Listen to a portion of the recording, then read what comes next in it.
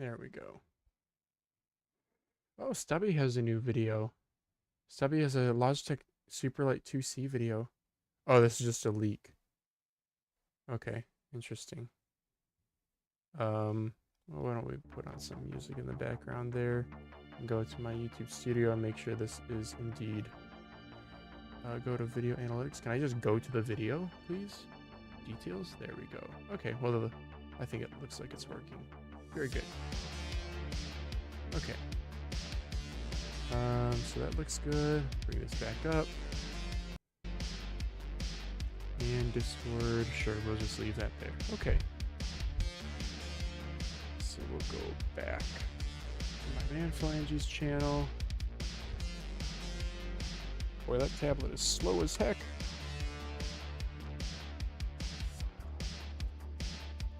I gotta delete that old stream video out. So let's go to channel. So yeah, we're gonna start with the Darmoshark M3s. Which is a shame because they call it S like as if it's just a smaller version of the M3, but it's actually a different shape. It's still an ambi, I guess, or symmetrical, but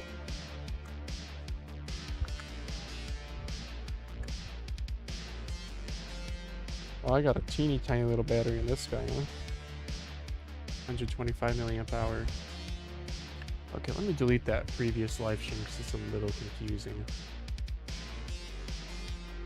So we're gonna go to my channel, content, live, and we're going to make this one unlisted, save. Actually, private, save. Yep. I could also just delete it. I think I'll just delete forever. Delete forever. Cool. Here we go. All right. Using the INX on my mouse back over there. Oh, Mad Hater's back. Yo, ate breakfast and made the cake and icing. Oh, nice. Wait, I missed it, Mad Hater. Cake and icing. Were you guys baking a cake to celebrate something? I think I missed that. I'm sorry. Ooh, in this mouse I had. Oh, so you guys might see. I hope the quality is better. This top-down camera, at least my side camera, no, but the top-down camera, I bought Droid Cam Premium 1-year license. So it was $15 plus I somehow had like $2 in store credit, so it was only 13 bucks for a perpetual license. So sure, although I did find out it looks like it can actually only be active one instance at a time. So if you have multiple camera setups, I couldn't find info for this online. If you have multiple camera setups, you can use Droid Cam on multiple cameras, but it only authenticates your purchase with one at a time. So you have to pick which one you want to be highest quality. The quality seems good. This phone camera here is actually only a Samsung Galaxy S7 active, so it's an old phone from like, gosh, S7 active, guys. It's from what, like 2013, 2014? I don't know, it's probably over 10 years old. Well, easily over 10 years old. Yeah. It's too bad Darmoshark does these transparent wheels. They just kind of look cheap. The rubber's cool on it, though. They do a good pattern. It's a nice grippy pattern. But I have these old Amron D2F-3-7s in this. They're actually a pretty nice switch. But now that I'm an optical pilled boy, you guys know what I'm putting in. Wife woke up and was like, I want cake. Oh, lol. That's the life, dude. Are you not working? You're not working this Monday? Is that why you're able to wake up? Or are you just a really early riser? You make cake before you go to work? That is the move of champions, I'll tell you that. So chat, we're going to be working on 3 mice today in order. The Darmoshark M3s, this purple and green that I kind of spliced the colorways together of a couple. Then VGN F2, then Atlantis. Stretch goal is this Kaisona Uranus. This guy I'm doing a switch swap in. The F2 switch swap, the Atlantis. I glossified it like too hard and it's a little bit too slippery. So I will actually rough that up a little bit. yeah, these are very nice switches. I definitely want to salvage these. Soldering irons on and nice and hot. Start soldering away. He also went with a, it's nighttime, so I went with a Synthwave free music thing instead of the usual lo-fi. So we'll see how this goes.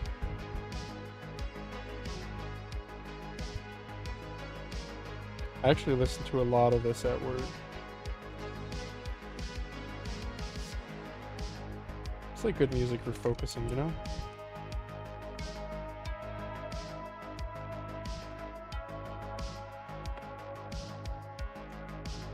Something about, like, I remember I took a video game design class in high school, and somebody said, I don't know if this was a teacher or somebody else said, that video game music, it's very deliberately designed with a certain level of repetition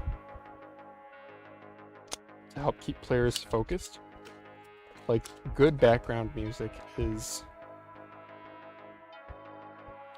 supposed to, like, make sense if you listen to it, but also if you just kind of shut it out, that it's not intrusive and in your face.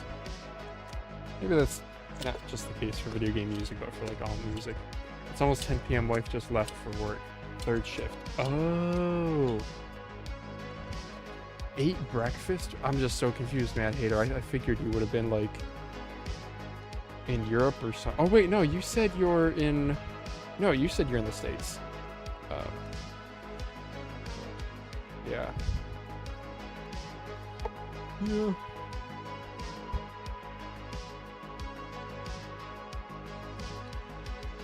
It's funny, sometimes when I'm doing something with my soldering iron in my hand, I'm kind of worried that I'm gonna like whip it around and melt something inadvertently. Melt through its own cable. Why isn't my soldering iron getting hot anymore? Oh, you burned through it.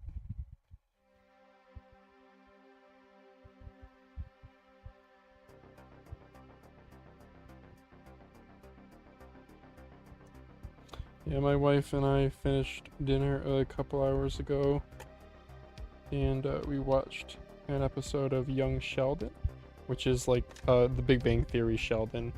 Big Bang Theory, if you guys don't know, it's a very popular sitcom here in the US.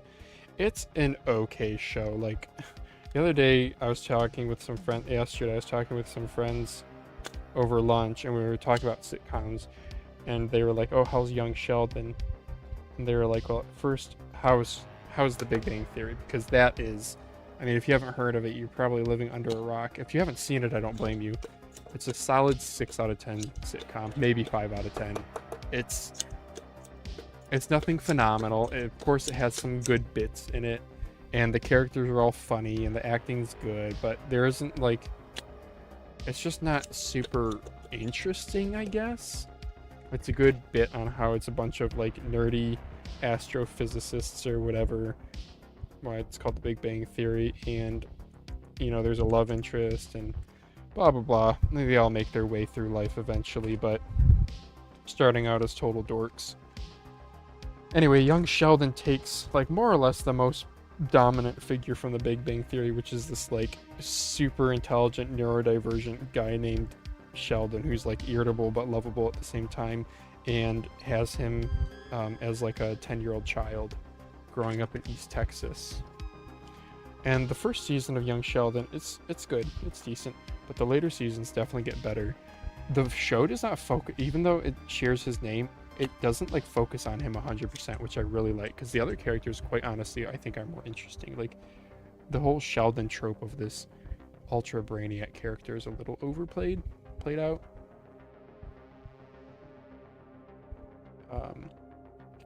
Like, whatever, I guess it's good TV and it's kind of slapsticky, but the other characters, there's more development. His brother, his twin sister, his mom, his dad, his Meemaw. Yeah, it's kind of like, I described it to the friends who were asking me about it. I was like, have you seen Modern Family? And they're all like, oh yeah, amazing show. Agreed. Modern Family is amazing. It might be my wife's favorite sitcom of all time. Young Sheldon's like a slower... Yeah, Bazinga. Hey, Schwamper, I'm glad you made it. Young Sheldon is like a slower... It's like a... Oh, I look creepy in the dark here. I don't really know. I do have a light here. But it's battery powered, so it'll die. And I don't really know how much. Yeah, see, that lights up my face a bit more. What was I saying? Young Sheldon's like a slower Modern Family. So if you enjoyed Modern Family, you should give Young Sheldon a try. You will have to get through very much the first season is about Sheldon. I feel like the first season of a lot of sitcoms can be rough, you know? And then it's like the writers get, the actors get in a groove. The writers understand the character dynamics a little bit better. Like apparently from the sitcom community, I just heard this, so fact check me. But apparently from that, the characters, Troy, who is played by Childish Gambino, Donald Glover, and the old racist dude, played by Chevy Chase. Well, he's not actually racist in the show, but apparently Chevy Chase is racist. Or wait, was he? What was Chevy Chase canceled for? Was it racism? Anyway, in the show, Troy and Chevy Chase's characters were supposed to be buddies, but instead, the Indian, quirky, also neurodivergent type guy named Abed and Troy had really good on-screen chemistry, so they ended up becoming best friends instead.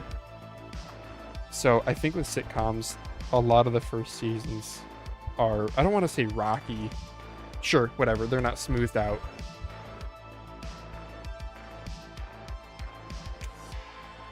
So, Young Sheldon is a little bit that way. Not as bad as I think other shows. What's a show that... was it Abbott Elementary? Abbott Elementary is another absolute banger. New season comes out, I think, in like a month or within a month. Oh, dude, Abbott Elementary was so funny. Abbott Elementary is a sitcom focused around some teachers at an inner city Pennsylvania. Was it Philadelphia school? Oh, whoops, is this not? Oh, I jammed up my soldering iron. Hang on, or my solder sticker. There we go. Abbott Elementary is hilarious. Yeah, leave in chat what sitcoms you guys recommend to my wife and I. I mean, we are... She likes lighthearted TV watching, and we usually watch it during dinner. New season of Abbott comes out, I think... Only Murders in the Building, not a sitcom. Only Murders in the Building starts in, like... I want to say... within the month also. It's not a sitcom, but another fantastic show. I remember, like, being like, oh, Selena Gomez is in it. And I didn't write it off, but I have friends who, when I tell them that I've seen it, they're like, oh, that's the one that Selena Gomez is in? I'll pass. And it's like, guys, this ain't no Wizards of Waverly Place. She ain't no Disney star in it. She's actually a really good... She plays kind of a aloof millennial, and it's actually she's really good in all of them. Martin Short and Steve Martin. Martin Short and Steve Martin. Those are the other two guys. What are people saying in chat? I'm a stay-at-home dad. Oh, right on, Mad Hater. Bazinga, I'm on optical mod. Yeah, so if you're just tuning in, I'm on optical swapping into the Darmoshark M3, then into the VGN F2. Lamzu Atlantis already has Armor opticals, but I glossified it too much, so I gotta rough that out. Stretch goal is Kaisona Uranus. Probably not gonna happen with the stretch goal, but why not have a stretch goal? You like koalas, huh? Yes, my wife is obsessed. Dream vacation is Australia someday, right? I don't know, we have a kid on the way. Maybe that's pie in the sky thinking, but that's okay. It's okay to dream a little bit. I previously had Armron D2F-F-3 or D2F-F-3-7s. Dude, Armron switch names, bro. Also, you guys should see webcam quality. It should be a little bit better. Again, I'm on an old phone. This is a Galaxy S7, but I mean it still is probably like a 7 megapixel camera, and what 1080p is 2 megapixels. I know there's more that goes into camera performance than that. I'm not a big camera nerd, but okay, I gotta listen to these switches. That's okay. It's good. It's okay. It's good. It's good. This is going in the Darmoshark. Yeah, we'll do the stiffer ones. My baggie, my little drug baggie. That's funny, this bag, it says something was 100 pieces in here. And, dude, that's not what the Armor Opticals came in, but definitely is close to 100 pieces. Well, probably quite a bit under now, because I've gone through so many. Where were we at? Wait a second, I feel like I didn't finish my thought on... I feel like all of you guys, I've live streamed this too much. I'm swapping... Oh, sorry, I'm like zoomed way the heck in. And I'm over here, you guys can't even see what's going on. Oh, I almost plucked out that switch completely. I feel like you guys have all seen how I mod Armron Opticals, but for those of you guys who are new, I just took out the transmitter and receiver by just prying the switch open enough. Oh, absolutely gorgeous. Yes, is my stream doing well? Okay. So there's one switch. Here's the second switch. What time is it? 10:01. Yeah, we'll see. Might go till about midnight or so. I try to go to bed at around midnight-ish. Speaking of going to bed, Mad Hater in chat, if you guys scroll up in chat, his wife works third shift, so he made her cake for breakfast.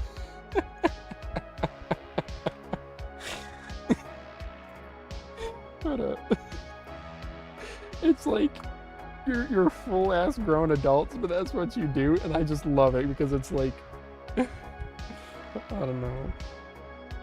My parents growing up are, I don't want to say they're strict, but they definitely tried to be by the book, and they continue to be that way. Like at family parties and stuff, if there's like a raunchy game that's being like board game that's being played, like a Cards Against Humanity type, I would not, that would be so awkward to play with them. I don't think they watch these live streams. I don't think they watch any of my content, so I'm in the clear. But I know like Lauren's side of the family, they will. So I don't know, I'm still like buddies with my parents, but on a little bit more like respectful level, I guess. Where was I going with this? I forget. There's one Armron Icicle. Here is 2 Armron Icicle. I got an expressway not too far from my house, and there's a straightaway, so I can sometimes hear cars like racing down it, which is kind of funny. I feel bad for the people in my neighborhood who live farther down and have to deal with that. Oh man, I remember visiting one of my wife's friends in college, and they lived in like there was a train tracks like right next to their apartment, like building, parking lot, train tracks. Like you could just walk out to the train tracks. And yeah, we spent the night there, and holy smokes is it loud. Oh wait, no, we didn't spend the night there. What am I smoking? Wait a second. Well, we heard a train. I do know my dad said when he was growing up, there was a train tracks not too far from his house, and they used to go out there and take pennies and put them on the rail, and then after the train went by, they would go collect them, and they'd be all smushed down. This is kind of cool. Isn't that technically illegal? Because isn't that like technically defacing money is illegal? But then again, you can like, have you guys seen those like penny squishing machines? My wife likes those. I did them as a kid. So I don't know, if you just Google search penny, I wish I could like search that for you guys, but you guys can. You search like penny squishing machines. Maybe this is a USA only thing. If you're not from the USA, can you Google this and see if it's in your country too, please? Because I'm curious. Penny squishing machine. So it's like a crank thing. You put a penny in and you put 2 quarters in for 50 cents because that's what it costs. And then you crank the dial until on the wheel there'll be 4 selections for different designs. And so if you're visiting like a train museum, there's going to be like, one's a picture of a train, one's a picture of the museums, one's a picture of a garden at the museum, and one's a picture of some dude who donated or who founded the museum. Who cares? So you crank till it indexes to the one you want. You put your coins in, you push them in, and then you start cranking. You hear the penny fall down, and it's inside of an acrylic enclosure, and you see all these gears turning so you can watch it. And you'll suddenly see the penny drop down, and then you'll feel resistance as the crank, like as you squish the penny, and you crank it, then suddenly it loosens up and it spits out the penny. You grab your penny, and it'll be warm to the touch, and it'll be squished down to like the size of a Swedish fish. I don't know what else to compare off the top of my head. Off to like the size of your pinky, maybe-ish, like a small pinky. To the size of a mouse skate. There's a good one. Like a pad skate. And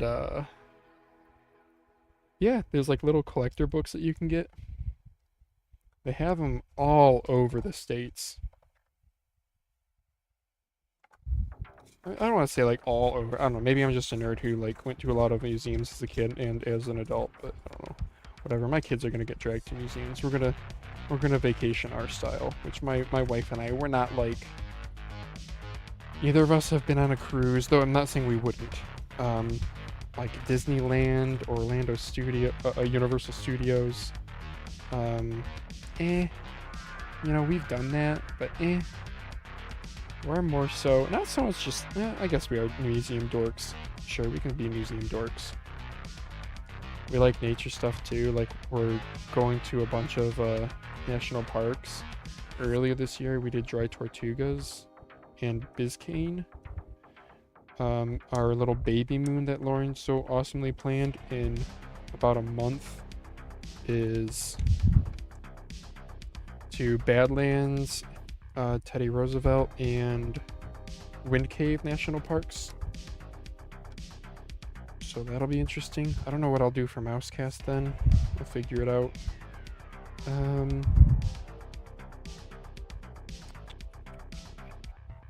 I've been neglecting chat. Oh, dude, we got a bunch of the OGs in chat here. We got a bunch of regulars in chat. We got Soul Out, Mad Hater, Schwamper, Oak. What's up, guys? Yeah, we're doing Armon Opticals. We just finished putting Armon Opticals into the M3s here. We're just chatting because I don't really know. I don't know. Am I supposed to talk about mice? I probably am. Before I finish screwing this, I should make sure the power button actually moves back and forth. Yes. Okay.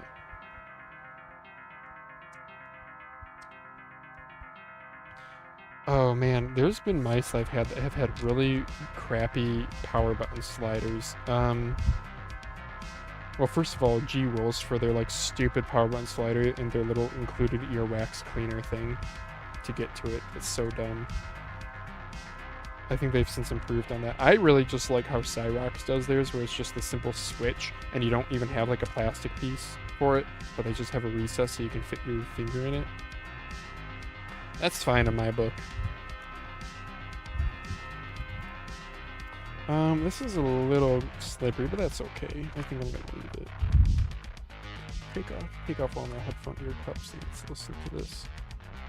I still feel like I did not finish my thought on the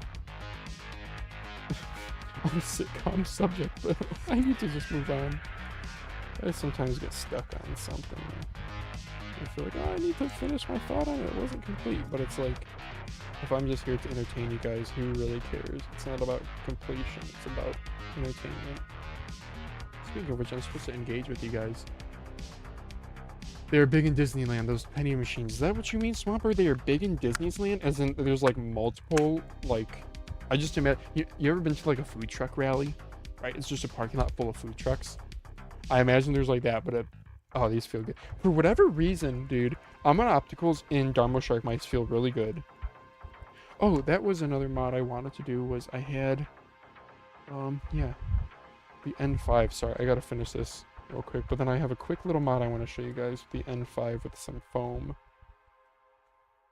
Yeah, Disney, I mean, some big places I remember had like multiple, so like example, you go to like, I don't know, Legoland, California, I remember going as a kid, and they would have one at, you know, at one section of the park with these 4 designs, then another one at another section of park with different 4 designs. So they might have like 4 or 5.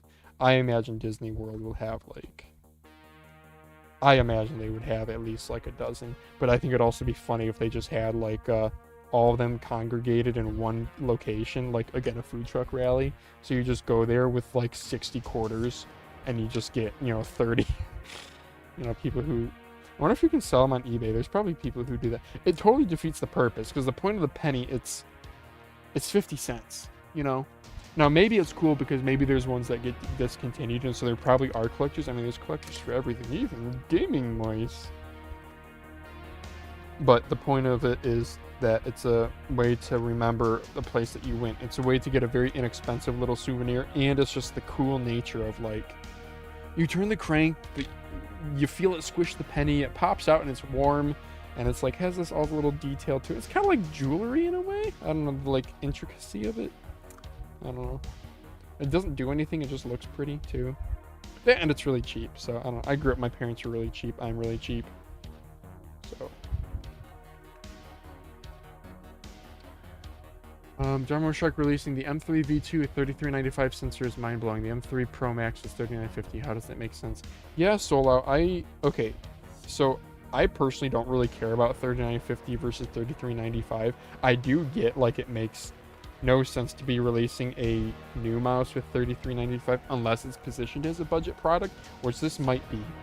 We also don't know what, I do know PixArt does, Flickmice told me PixArt does funky things. They do a little bit of price control. They do a little bit of supply control. Maybe that has to do with it. Especially if, like, I don't know, Darmoshark is having to use old stock of sensors that they've stockpiled because China, Taiwan tensions, I don't know. But yes, in peripherals, the Chinese guy who does the teardown, the silent teardown videos with like a dark synth overlaid, he had a video published. Sorry, I'm walking over to my other computer. Windows sound incoming. This is me. That was me, guys. Yep, just checking. Clicks work. I'll charge this mouse while I'm over here too. That's me again. That's my Windows sound. Sorry. He did a teardown of the M3s and it was disappointing. It's like the same internals, same shape, not really refined. I don't really know what the difference is. Like, if you love the M3 shape and you want the top of the line ones, yeah, you get the Pro Max, which is, I'll grab one for you guys. It's got like basically a Wise Owl type coating. It's got decent skates. They're a little thin, but they're decent. And I've weight modded this one down to, I think, like 52 grams or so. And this is a big mouse, guys. This is a big mouse. I mean, here's it next to a Dex, effectively. Like, it's bigger than a Dex, okay? And she comes in at, oh, am I still zoomed way in? Oh, I'm sorry, guys. Jeez. 51 grams after a battery swap. Like, this is a decent large mouse that people forget about. I think they just write it off because it's Darmoshark. But, yeah, I might mod this one too. Yeah, the M3 V2 is rather disappointing. So, the mod I want to show you guys is I'm having a problem. I'm on optical swap the N5 on a stream not that long ago, and it feels really nice, but there's a little bit of crunchiness, like switch grinding, and the post travel. So I want to limit the post travel. So how I'm going to do that is I'm going to shove some foam in there without disassembling the mouse. So let's do it. Turn off the soldering iron for a moment too. that last live stream I did earlier today, I lost a screw, and I still haven't found it.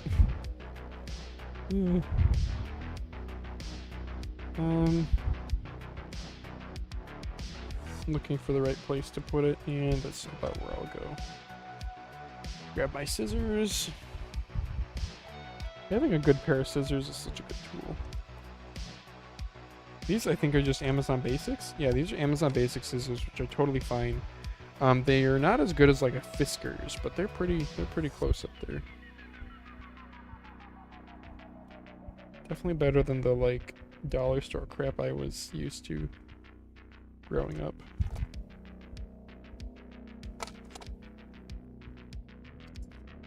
Let's get something pointier for me to insert this into the mouse. And you guys should be able to see this good.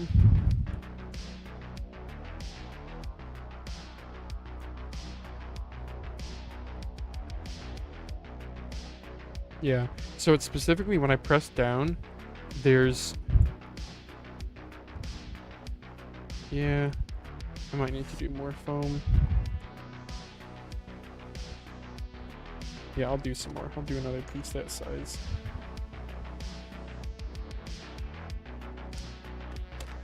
Yeah, this foam stuff is great. I mean, I have this roll that's, you know, like it was like just a few bucks, but it's gonna last me forever because it needs so little. Same thing goes with all my battery swapping. I've been using this foam, 3M VHB tape. Bro, I have not... I've done like 100 battery swaps. I'm probably not even halfway through that roll. Please go into detail about what you do to get rid of post-travel. Yeah, so I think I'm actually going over that right now. Hey, my L7 Ultra just got here. Oh, good for you, Schwamper. Is it L7 Plus or L7 the flat-sided X2 clone? Yep, so to talk about post-travel again, you can see comparing these two clicks here. I'll click them both down to where they actuate, which is there. They're both actuated. Now, I can the switch is still depressed, but I can keep moving it. Now, post-travel is not inherently always a bad thing. Like, oftentimes you actually want some, because it gives you some spring back. But I'm just putting in foam to act as a spacer. So I know Pulsar actually does this, and a handful of other manufacturers do too.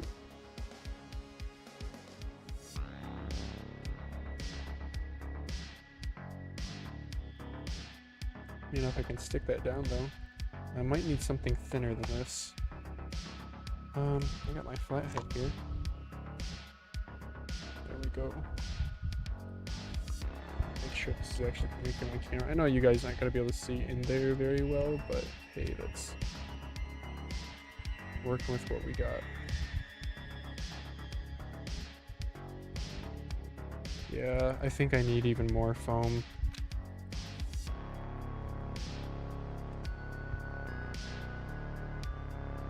I don't know, that is actually pretty good. I do have some...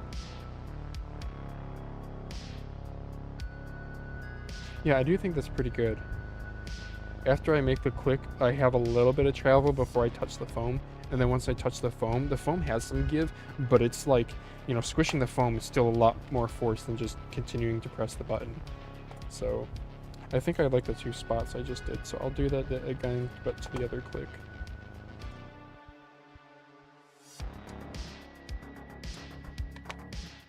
Yep. Done with that. I'm gonna put my Armon Optical sender receiver units away before I forget to. Sender, receiver.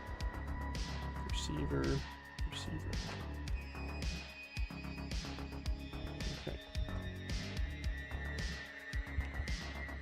Yo, how we feeling tonight? Yo, Rise and Shine, what's up? What a positive party balloons. Wait, who's doing the party balloons emote? That's cool. That's cool. Friday night, who's got school in the morning? So glad to be done with it. Now the demographics for my channel show it's predominantly people my age, so what's up? I'm 30. It's like the two biggest demographics are like 18 to 24 and then 24 to 32, I think. I think those are the two.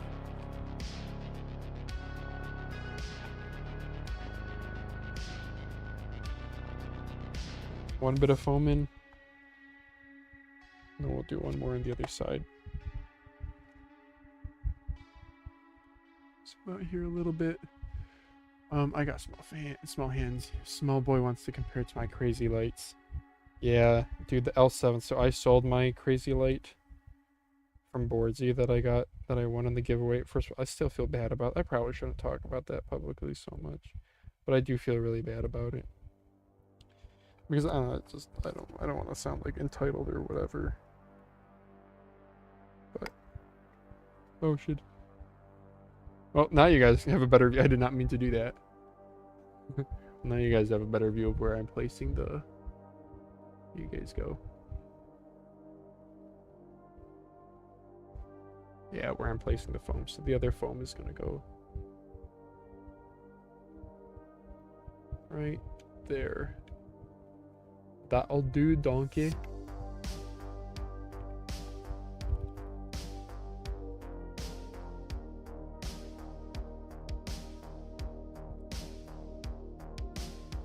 Yeah, I probably could use a little bit more.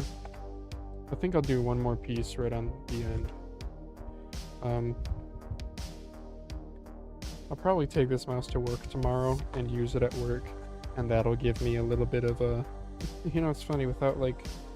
I guess I could be... I was about to say, I don't have time to play games, so I don't really have time to test the mice, but like, I guess I could be gaming now instead of doing this, but anyway, I'll take it to work tomorrow, and that'll be my time testing.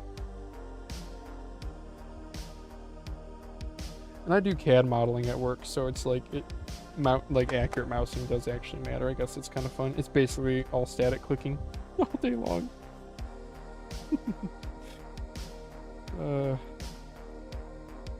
Does it mean static clicking? Does it mean I'm good at static clicking? Absolutely not. Definitely my worst category. Target switching seems to be... Target switching or reactive tracking. I don't know which one I'm better at. I'm probably like diamond in both if I like try a scenario. If I grind a scenario for a little bit, like I'll probably start out plat, grind into diamond, but static clicking, dude, I'm like, to grind I have to get gold. I hate static clicking so much. Part of it's just really boring, so I do 2 rounds of it, then I get frustrated and I quit. I don't know, I really don't do that much aim training though. I think I'll do some foam on these ones too. This is just so darn easy to do the foam here. Can I pop these out too? Oh, I can. You guys do. I'm gonna do it for you guys on stream. I don't like doing this to my mice because it might be messing up the fulcrum a little bit. But we'll do it for the stream. All I am ready for is the Superlight 2C. Oh yeah, I don't care personally, but whatever. I guess I'm glad there's gonna be some small mouse competition. But whatever. So what I'm going to do here is I'm actually going to go thinner. So fun fact, I'm pretty sure foam densities are usually put in terms of PSI, like pounds per square inch. So that's a force. So it's a function of both normal force,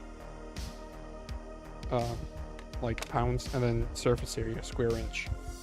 So I'm going to reduce the surface area by cutting it in half like this, but then I'll make it nice and long because I actually want to double up on this because this guy had a lot of post travel. Should show this on camera so you guys can actually see. So Solo, I don't know, respond if I like kind of answered your question about reducing post travel with foam. There's other things you can do. You can just fulcrum bend it too. Which is, you probably don't have this foam. You can buy this foam. I got it for really cheap. I don't know where. AliExpress, Amazon, I don't know. It's just adhesive on one side. And someday I'm gonna need bifocals to do this stuff. Ugh. Getting old sucks. Yeah, I'm waiting. Damn, I thought Rakuten would be 30% this week. I heard it was. I thought it was gonna be one day. I got the email. Wait, is it not happening this week? Like, I've been saving up my credits. Waiting for that. Do I know what I'm gonna get? There is one thing. I want the Austum G04. Oh, come on, you. Oh, that's too much foam. Rip. Oh, this feels so wrong bending my mouse like that. I spent good money on this. I purposely bought the highest end Darmoshark M3 because I do rather like the shape. And this is the only one that comes with a good coating.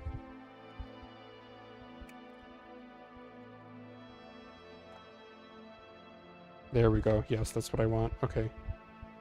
Just one bit of foam. Not two. That was two. Two was very ambitious of me to do.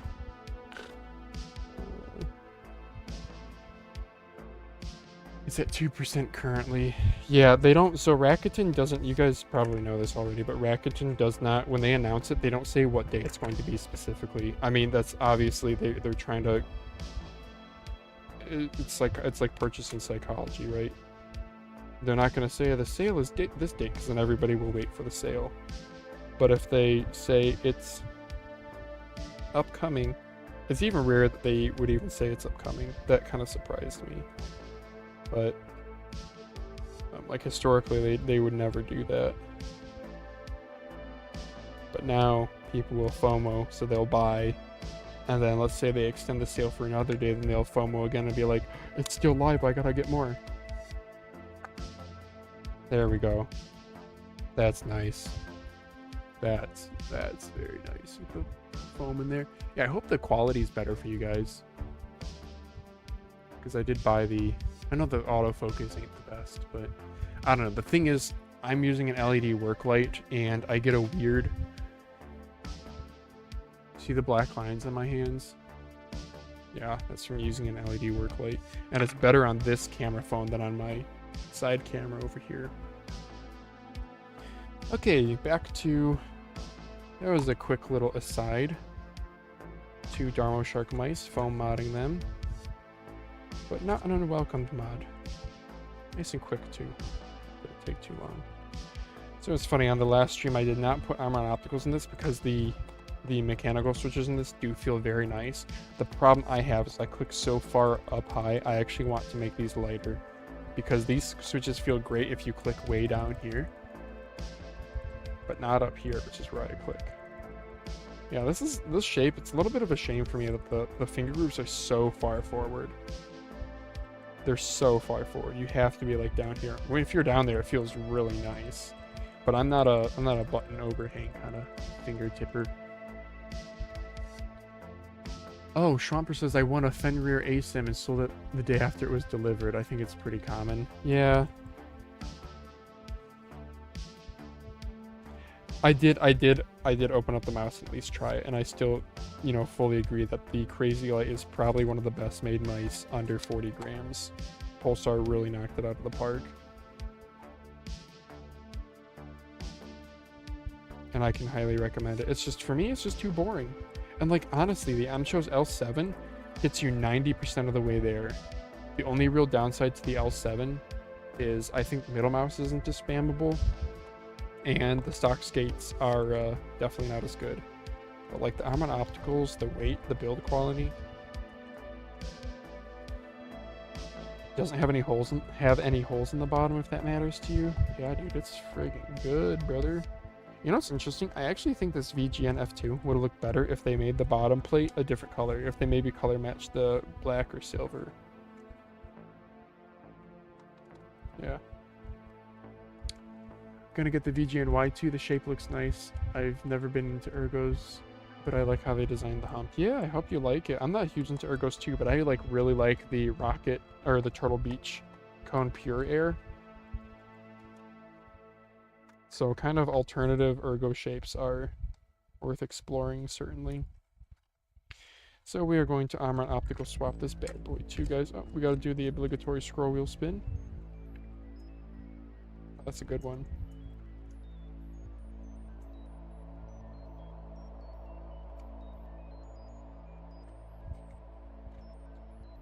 How's the music choice, guys? I can change it up. I have to use like free music. Well, because I don't want to get copyright striked. It's not about monetization. I think I disable monetization on these videos. But it's a shame that YouTube will still play ads. Like back in the day, back when I originally had my channel, like all my content, like back when I was doing Star Wars Battlefront stuff, you had the option to monetize or not. And if you didn't, I don't think they would do ads. I think you would still get side banner ads, but you would never get like the ads halfway through the content.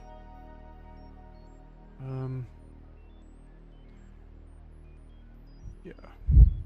So I never had ads enabled on my videos because I was like, well, I don't really want people to, I'd rather just people get educated or enjoy watching the gameplay than the, you know, whatever few bucks I would have gotten.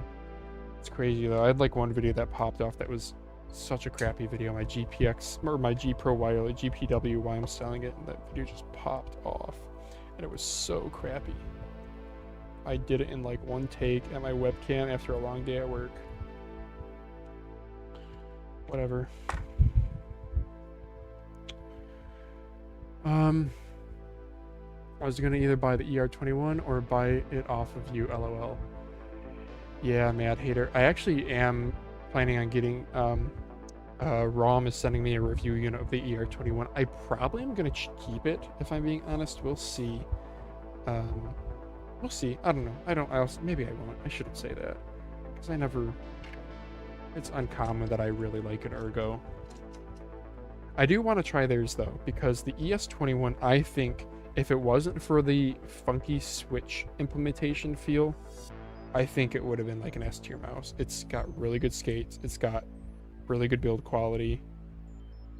I mean, it's a mouse that came out, like, a while ago, but it's featuring all this stuff that is very much 2025. Things like having a skeleton support system, like has this separate switch PCB where the switches are, you know, angled 20 degrees for like supposedly a better click feel, but it actually still feels like crap.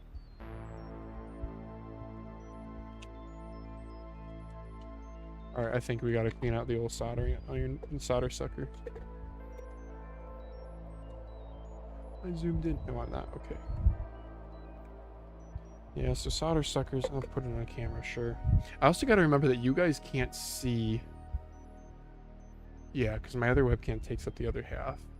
So what's centered for me is not centered for you guys.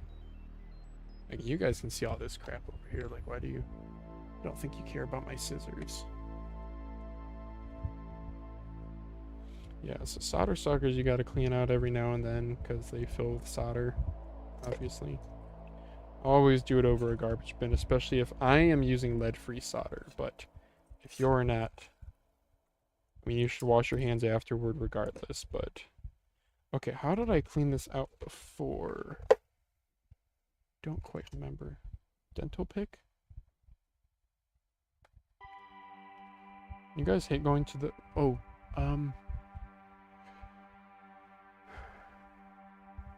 never know. Waiting on Urindale's input, yeah. Yeah, so what else are you guys looking at? So, yeah, look up... Yeah, let me know. Look up the Ausdom G04 Pro.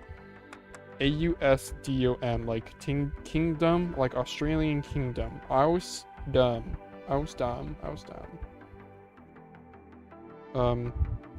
It has armor on optical, so I don't have to swap them in, which is a little bit nice. It's a small, it's like a Keras. It's like a ROG Keras shape, sort of. There's a nice little Iron Man colorway with it too, where it's orange or red and yellow. It's not the cheapest thing. Like, I'm kind of bummed it's like $50, but I've had my eye on that for a while. So $30 30% Rakuten, I'll pull the trigger on it. I don't know, my rule of thumb is like if I can get a fairly decent mouse for like $30, I'll do it. I used to try to go sub 30, but AliExpress has gotten pricier. People on the subreddit were complaining about it too. I don't know if it's all tariff stuff or shipping or whatever, but at least for the US. But it feels very, or maybe they're just trying to make you leverage games more. Because you can definitely still get stuff at really good prices. You just really have to, you have to do the daily coins check-in for your 75 cents worth of coins. You got to do the 50 cent, Shouldoge told me about it, the 50 cents a day you get for the, on the tech value radar page. I think Manflames, you said the transparent Hana switches were kind of meh. And which mouse? The square ones. Oh yes, they were. They're not anything special. I don't know why they don't have enough travel. The guy on Reddit who said they were the most tactile silent switches he's used. I don't know what he's smoking. Big disagree with him there. Yes, they have tactility, but they just feel like a lot of middle mouse switches, which like don't have a lot of travel.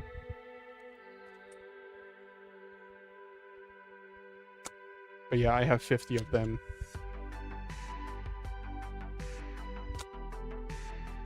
Well, probably, I got like $10 in store credit to spend too, so that'll help bring down the price of the Ousdown mouse a bit. From doing all the little 50-cent check-ins every day and cashback event stuff. Hello. Helping hands not being very helpful. Alright, soldering iron. Every time I hit the 50-cent thing and look at the 5 items, it always says you missed it. I've done it as soon as the page refreshes to the next day, and it still does that. Wild. I've never had that one. I have had it where, like, you click it, and it's like, you know, up to $10 cash back. You know, ships from the USA, and you click it, and then the pages don't load, so you can't complete the missions.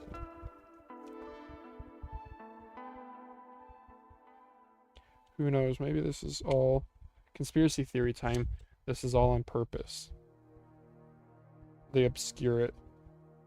And they just make it work once every 10 times for you, because then you're like addicted to going and checking it. Who knows?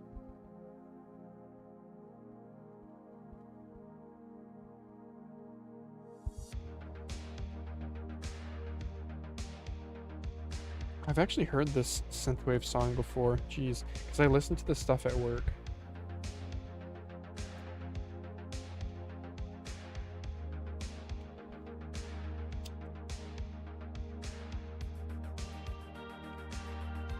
Ooh, sucking from the back of the PCB is way better on this one. Yeah, very nice. Very nice. Yeah, I won't even bother. Okay. Let's pick out a couple armor and opticals. I also said it was possible to replace them with regular 3-pin micro switches. Yeah, again, it really just comes down. So, for example, let's take this PCB for example. So this, I could. Oh, look at that! You asked about yeah, was it Shoe Schwamper asked about spacers? So this guy actually has a spacer. Do you see that? See that piece underneath there? Yeah, so from the factory, let's put a spacer. So what you can do is, imagine that spacer wasn't there, you could just kind of hold the micro switch in place as you solder and space it manually. I've done that with encoders before.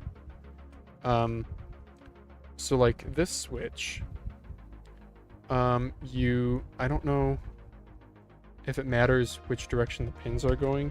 So imagine you take a 3-pin micro switch. You cut off the bottom leg, the one furthest away from the dot, and then is this the same height? This is slightly taller. Oh, they're pretty close. I could possibly do it here. Then you just solder it in. So I could potentially do it here. The problem that I might run into here is the axle is. So the axle on this guy here, it'll have to rest on that pretty precisely. Sorry, I'm off camera here. There we go. It'll have to rest on that pretty precisely. Versus over here, that's a little bit more forgiving just because of the angle of the dot.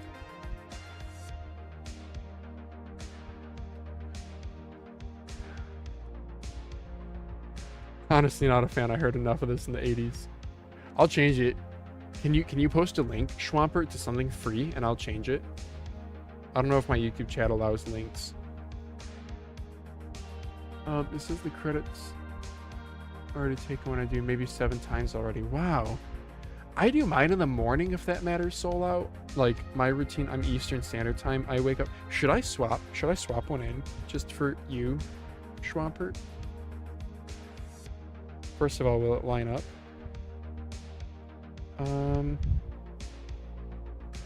Right now I'm seeing if the axle will line up.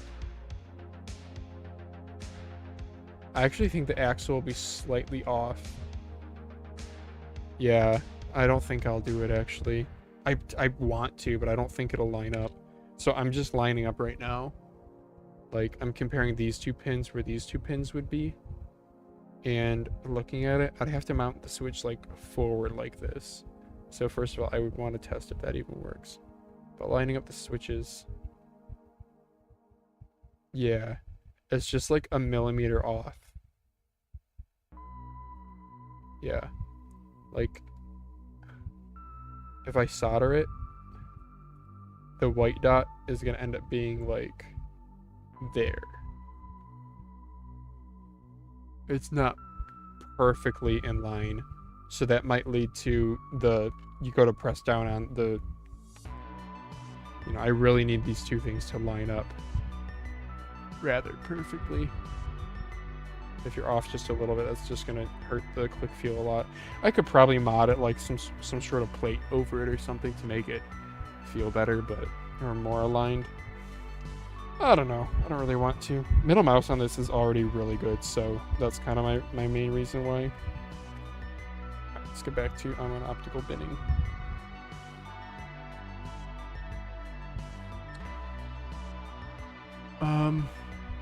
It's good. I don't mind it. I just don't seek it out. Gotcha.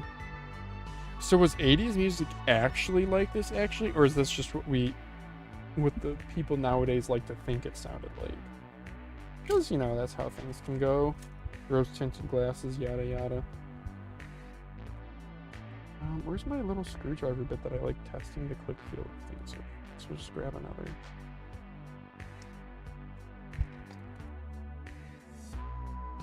Good. Good. Good. Okay. Good.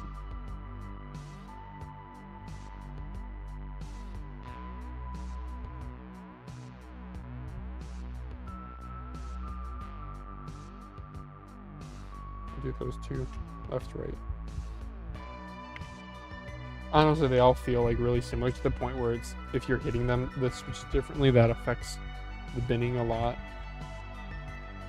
But I mean, I can be picky. So left, right. Put this back. Bring this up a little bit here, and then I'm gonna go grab a drink, refill my bottle. Be right back. Nice though, I got a wireless headset so I can still talk. Wife is asleep. Dog's sleeping in the bed, sleeping tight after a long day. She had a good time. She had a good time playing in the river and such. Yes, sir.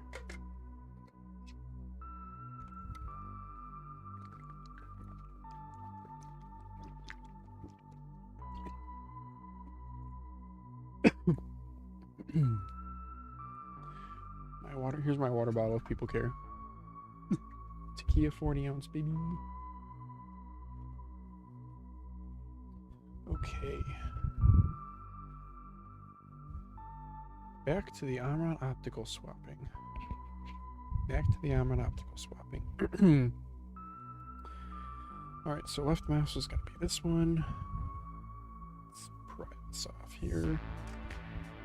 Receiver, sender, close.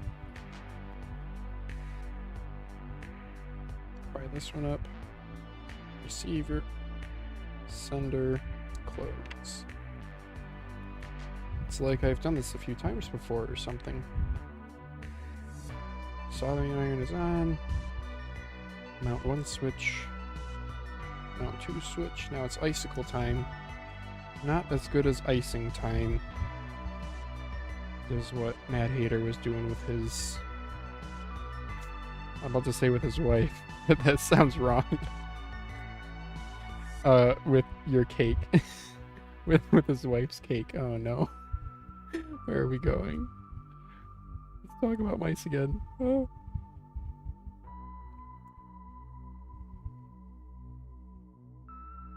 Yeah, I noticed the icicles are hard to form if the soldering iron's too hot or if it burns off all the rosin.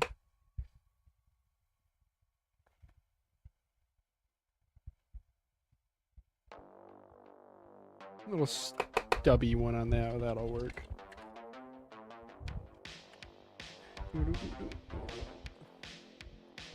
I forget which switch was which. Let's check again.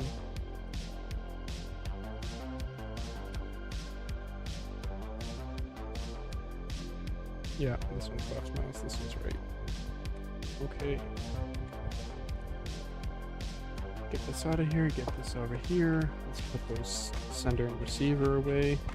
They're just so easy to mix up and to lose them. So, I mean, I don't care about losing them, but I do care about... I try to keep them compartmentalized in the right compartments in case I ever need them for something. Scroll wheel spin for you guys.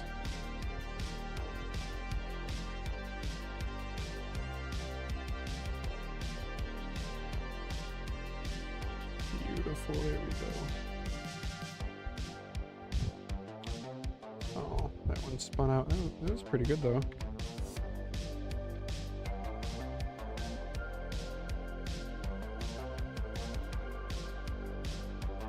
Easy peasy.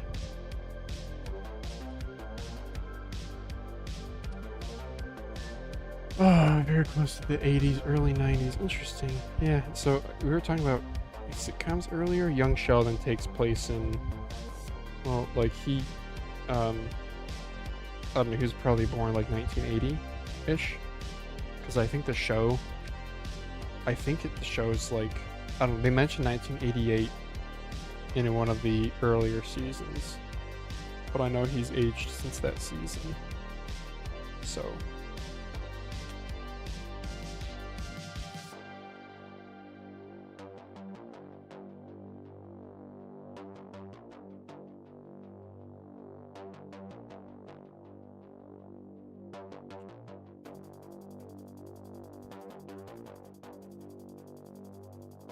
Okay, they still click. Looks good to me. Let's throw this puppy back together.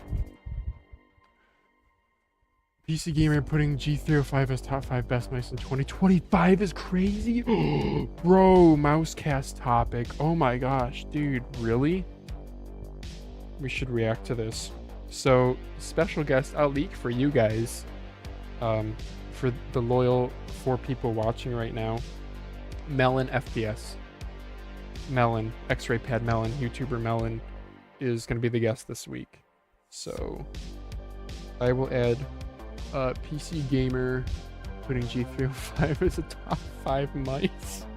Jesus Christ. Didn't we react one time in was it Tom's Hardware made a list? And actually I want to say like a couple of them were actually based, like I think Lamzu Atlantis was in there. I think it was like top mice of 2024. Also, it's a little early to be doing top releases.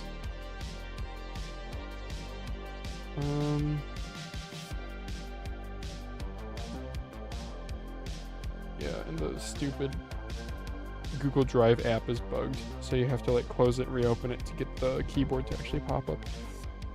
Yeah, here's what the dock looks like. So we're gonna say PC Gamer top 5 mice 2025 includes G305 LOL. No, it doesn't even show up on screen. It just looks like a greasy mess of my fingerprints. Okay. Back to the Z modding.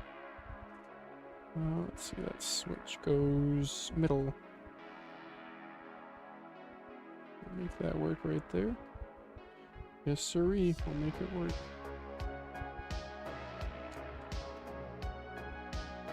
I kind of wish that my chat was more at like eye level. Maybe I should come up with...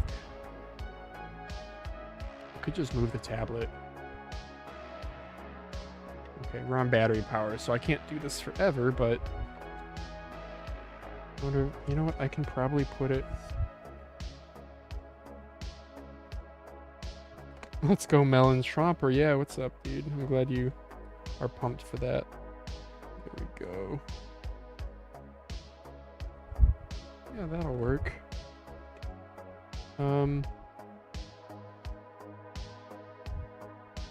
You guys probably can't see this. Oh, you can see the corner of it. Well, I can see the chat in it. Cake is still cooling. But maybe this will mean I will see the chat replies a little bit more instantly now. Cake is still cooling.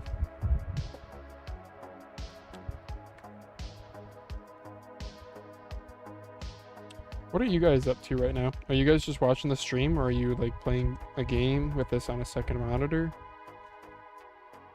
I could never play a multiplayer FPS game with like music in the background even, let alone a live stream of somebody talking. Unless it's like single player. Oh, heck yeah, of course I would, single player. The vibes are real. I stan Melon's teardown reviews. Yeah, he does a good job. He really does. Like, Bearded Bob used to be like the GOAT for really detailed stuff, but I don't think he does a whole lot nowadays. Melon still does though, but the thing is Melon now has like a relationship with X-ray pads, so he no longer does skates or pads. He just focuses on ice, which we're actually going to talk about that because not like we have concerns, but if you guys have questions for Melon, put them in chat here. Oh, your battery swapping your L7. Very nice, dude. Like degenerate just like me. Haven't even like literally just received it and now you're already swapping it. If you guys have questions for Melon though, I would prefer if you could put them in the Discord and even just tag me at manflanges, or just put them in the Mousecast. Wait a second, but I haven't told everyone. Who cares? You guys can leak it, it's okay. If you just put it in chat if you have any questions, I will add those to the doc for us to ask Melon. And I don't even mind. Melon's a cool guy messaging him. He's very transparent. Even if you're like, I think it's bullcrap that you don't review pads. Like, you're not objective anymore. If you can reward that as like an actual professional question, I will absolutely ask it to him. Although I already kind of have that one on my question list. Kids are watching Sesame Street. I'm cleaning the kitchen using my phone. Gotcha. Right on, dude. Sesame Street, huh? Is that still being aired? Or are they watching reruns? I never watched Sesame Street as a kid. My sister did a little bit of Barney. I mean, when I was that little, I don't really have a good memory, so I don't really remember that far back. Teletubbies. I do remember Teletubbies. Just freaking weird as heck. God knows what my oldest is doing. Maybe you don't want to look behind that door.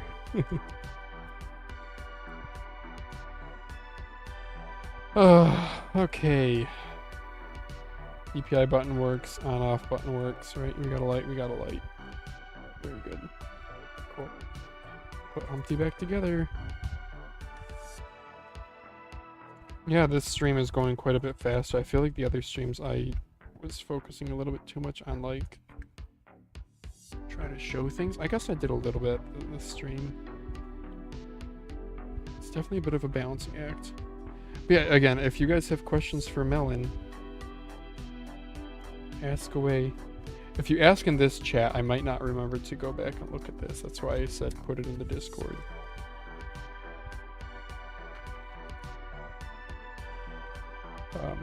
My only request is that they are like actually... So if you guys want your question to be asked on Mousecast, it cannot be what r/mousepad review did when I said that 10 to X was coming on the show, which was half the question. You guys can go on r/mousepad review and back me up. It's hilarious. The questions are like, when will my order ship? I haven't heard from you in a week or something like that. And it's like, guys, not the time and place.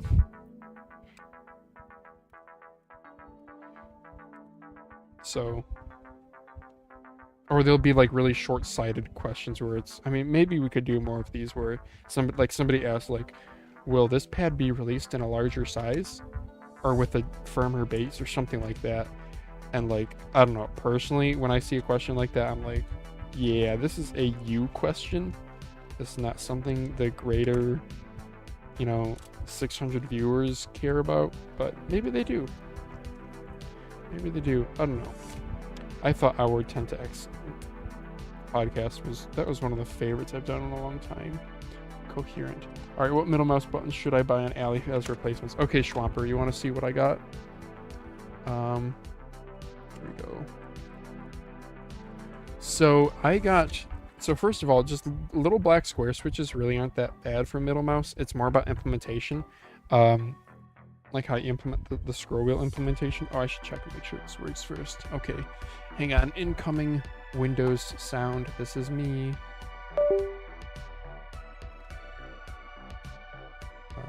Maybe. Okay, that was me. Sorry, guys. Right mouse, left mouse, right mouse, left mouse, right mouse. Okay, that seems to be working. Very good. That was me again. That was me again. Sorry, my Windows notification. Okay. Schwamper, you wanted to know middle mouse replacements? Here you go. So I got, let's zoom in here. I got two with different heights. I mean, these are just, you'll want generally, like, this is kind of getting in the weeds here, dude. But anyway, so I technically have, I guess, 3 heights of switches here. So where's a normal switch? There's a normal, well, I know. So, right, this is a 2mm spacer, this is a 4mm spacer. The 4mm spacer, though, can be removed. Son of a gun. Oh, that's on there tight. Dang, son. So that 4mm spacer could be put onto another switch. But, yeah, now my prongs aren't long enough. So that's why you need these ones with longer prongs if it's a raised switch. But, yeah, my mouse modder spreadsheet, I do not log how high middle mouse is. That was a level of detail that very early on I was like, who cares? But, I don't know, it actually would be nice information, but I don't really know if I don't know. I have a pair of calipers here that just seems to eat through batteries, so I avoid ever using them. Oh wait, did I remove? Oh, this is this one. Whoops. So, this is an option, but honestly, black box switches are fine. It's more about the implementation of the scroll wheel. You can even bend the encoder, right? It's like here's. So one thing you can do is, when you solder in an encoder, you need to solder in these 3 pins. Yeah, you need to solder in these 3 pins, and then these, I don't know if these are grounds or whatever, they're only for mounting. If you don't solder them, that will make the whole encoder want to rock a little bit more. You might have to trim the support feet here too, and then by making it want to rock, it might be a little bit less firm. There's other things you can do. Yeah, there's other things you could do. My cats will destroy a cloth pad. The whole anime waifu glass pad hype train needs to go. Yeah, I kind of agree. I really like the Nacho Customs La Onda glass pad, the glaze. Glaze. I think that one's fun. Although I do think custom artwork will be the way a lot of pads go.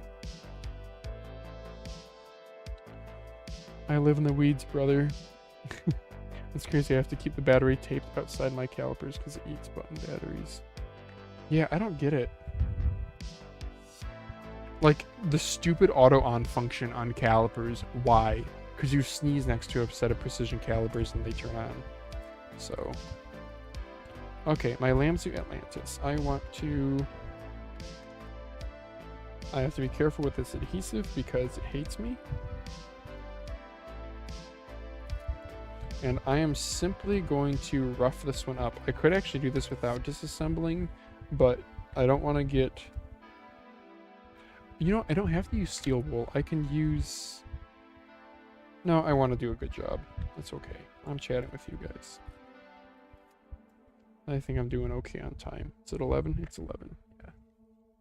So here's what I'm going to use to rough it up. Just Brillo pads. One's from the dollar store. One is from Amazon.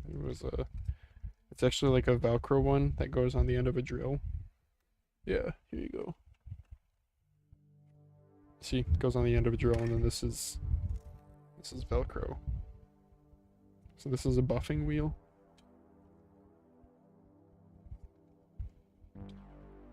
Alright, here we go.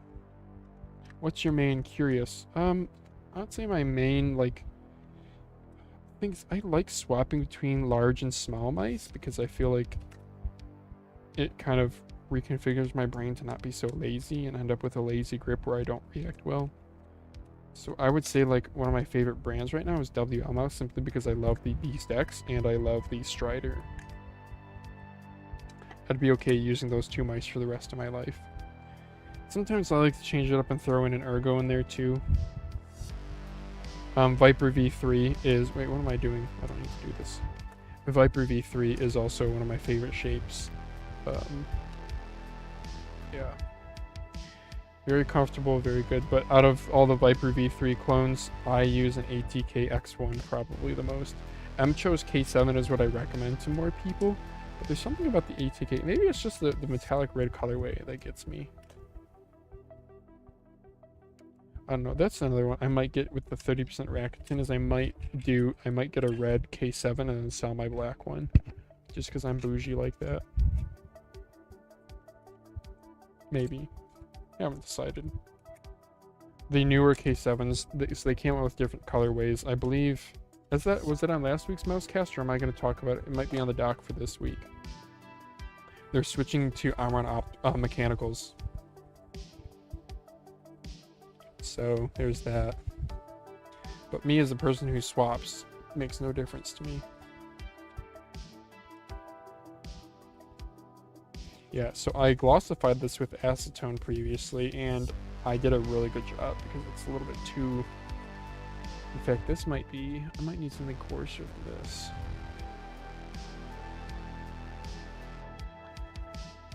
I did the same switch between Mad G and M3s. Oh, interesting choice. Yeah, that's right, Sola, that's right. You had the really pretty white and red M3s, didn't you? I had to modify my M3s Max pretty heavily, though, to main it. So what mods did you have to do to it? I'm guessing switches and battery? But you said heavily, so it's got to be more than that. Yeah, dude, red and white, when done tastefully, is really nice.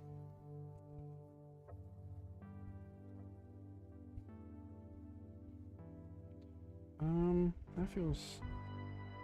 Yeah, that feels good. This glossy feels like a wet glossy, whereas now after the Brillo pad to it, it feels more like a dry, smooth, which I like a bit more. Glossify with acetone, first I'm hearing of this. Yeah, acetone kind of melts the plastic. So if you're really quick with it, I think I have a YouTube short actually. If you check my channel, Schwamper, I think I have a YouTube short on glossifying mice. And I talk about a couple different ways. And I might show how yeah, I think I do show how to do it with acetone. Okay, so sold out for his M3s. Swapped encoder, switches, battery, weight reduced it to around 45 grams from 53 grams. Yeah, that's kind of about what I do. So for the weight reduction, I'm guessing you cut up the base. Mine was, let me go back to mine here. Which, I mean, I also have the full-size skates on this. Dongle door, no dongle inside, and this is 47.8 grams. Okay, so yeah, if you go to dot skates, you could probably reduce it another gram, and then you cut up the base another gram or two. Yeah, 45 grams. 45 grams is a really good weight. Like once you're at 50, I'm generally pretty happy, unless it's like a really small mouse, in which case 50 can sometimes feel too dense.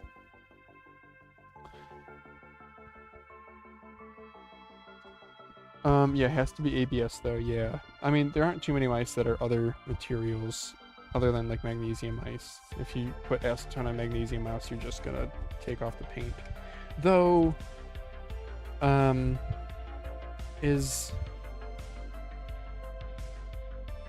I don't know if magnesium is reactive at all to acetone. I don't know. So says, yeah, got rid of the whole dongle storage, kept the door though. Got rid of all that plastic above. Okay, yeah, that's a good mod. So it looks stock from the outside, very nice. Yeah, honestly, I think the red and white looks better than mine. Mine, I like the purple and green, but in person, it just looks too toyish. Like, it's a really fun color combination, but it just looks too plasticky and toyish.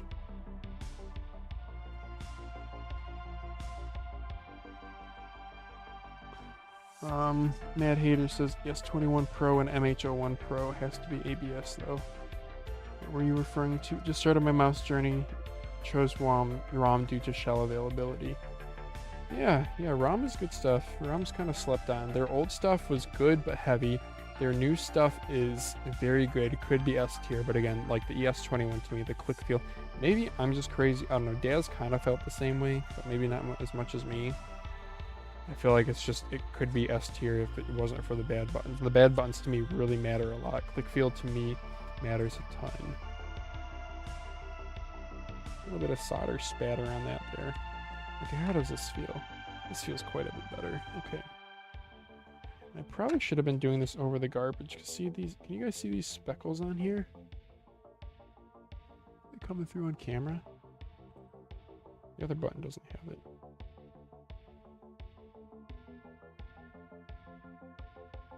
Yeah, maybe. Yeah, I hope the quality's looking a little bit better. I bought the Droid Cam Premium, which is supposed to be it goes from standard definition like 480p up to 1080p. Oh, wait a second. Did I forget to enable that? Hold up. Going back to my desktop here. Did I forget to enable that? Galaxy S7 720p. Oh, go to 1080. Okay. Is it refresh here? Okay, I need to unlock that. Oh, son of a gun. Was I messing with you guys this whole time? Oh, this looks better.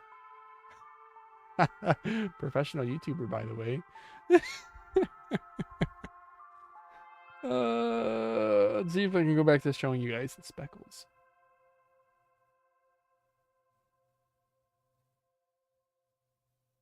Are the speckles showing up now? I don't know if it's focusing. I don't think it's focusing. Crazy, dude. No matter what I do, I can't get a camera that focuses. Oh, it does actually look really good. I think... Wait, can I do up to 4K with OBS? Wait, what does Droid Cam say? Hold up. What does Droid Cam say? Okay, sorry. I'm going to be using... Hello, phone. Get Pro. If I hit Get Pro...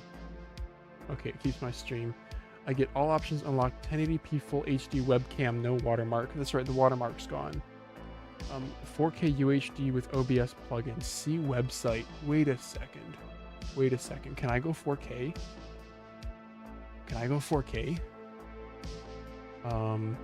Unlock this. Sorry that I'm doing this live. I'm so professional. So we're gonna go to, there's no 4K on the drop down, but 4K is what, 3840 by 2160, right?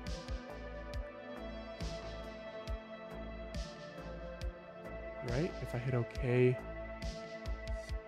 does that pop up?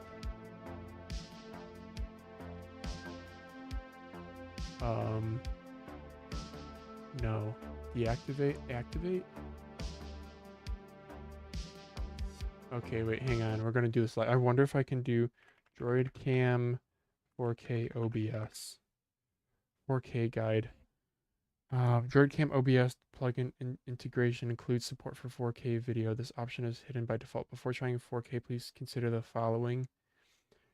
It's for actually data processing. Most phones have optimizations. Most live streaming software is limited to 1080p. Okay, maybe we just try 2560 by 1440. Because I think that's what my stream is set to do. Okay, hit OK. Okay, I don't know. Did I pause? I'm sorry about pausing the music. You guys got to just listen to me ramble. I don't know if this looks any better than 1080p, but we're going to try that. Sure. Thank you for spending $15 on us. Thank you guys for watching ads or having YouTube Premium. Apparently YouTube Premium then, like your $1 a month subscription gets split amongst all the people that you view during that month. So... and apparently that's actually more money than the people who watch ads. Do I see that directly? Like, do I have data on that? I don't know. I'd have to check my dashboard. But yeah, this is, you know, I do this hobby regardless of the money. The money, I did enable monetization on YouTube ads because it's nice to have like a little bit. Oh, the frame rate's a little choppy though. I'm watching the stream here. Let me go back to 1080p and see if it's smoother. This, properties. Go back to 1920 by 1080, hit OK. Okay, and then we do this, then we do this. And then lock it. Okay, let's see if that frame rate was kind of choppy. Does it look any better now? I'd rather do 1080p smooth than 1440 with like a bunch of choppiness. Oh, it is smoother. It does have like a stutter every 1 second or whatever, but it is smoother. I don't know, this might be a limitation on my internet. I don't have the fastest upload. I have like a 35 megabit upload. Yeah. That looks really clear. You're streaming at 720p. Never mind, it's my phone. Why don't you have any affiliate codes with mouse stores? That's more Daz's thing. I don't really do full reviews, guys. I've considered it, but I don't know. I guess I could. The affiliate codes, I guess. I don't know. I feel like you guys, how many people are in chat? 5 of you guys are in chat, so if 5 of you guys do it, that's awesome. But I don't know if everyone would. And also, I think Daz would be fine with it. People could choose to use a Daz code or a me code, and I don't think either of us really care. The important thing is that you're just getting at a discount. But I do know Daz has made a decent amount of money. When I say decent amount, I'm talking like he's probably made, I don't know, collectively through like YouTube and codes and everything, he's probably made like the equivalent of, you know, more than 5, less than 10 mice worth, you know?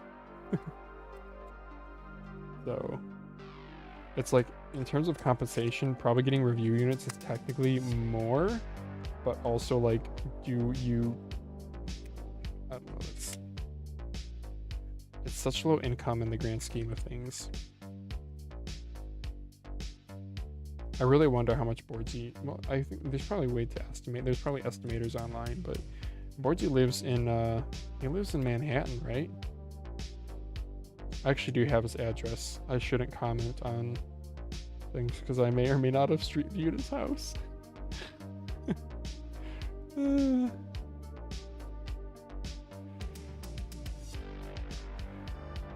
Yeah. Or not his house, his domicile. I shouldn't even say what it is. It might be a house, might be an apartment, might be a houseboat. Boardsy seems nice, so. He talks so much more than he does in Mousecast. I don't know, it's a nice dynamic, a mouse reviewer and a modder.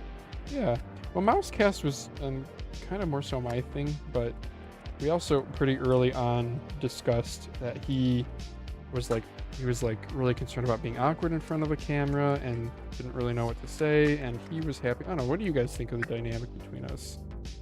He's glad that I'm the more talkative one. And I am too, because I kind of like, in a small way, like taking charge a little bit more and like pushing things forward.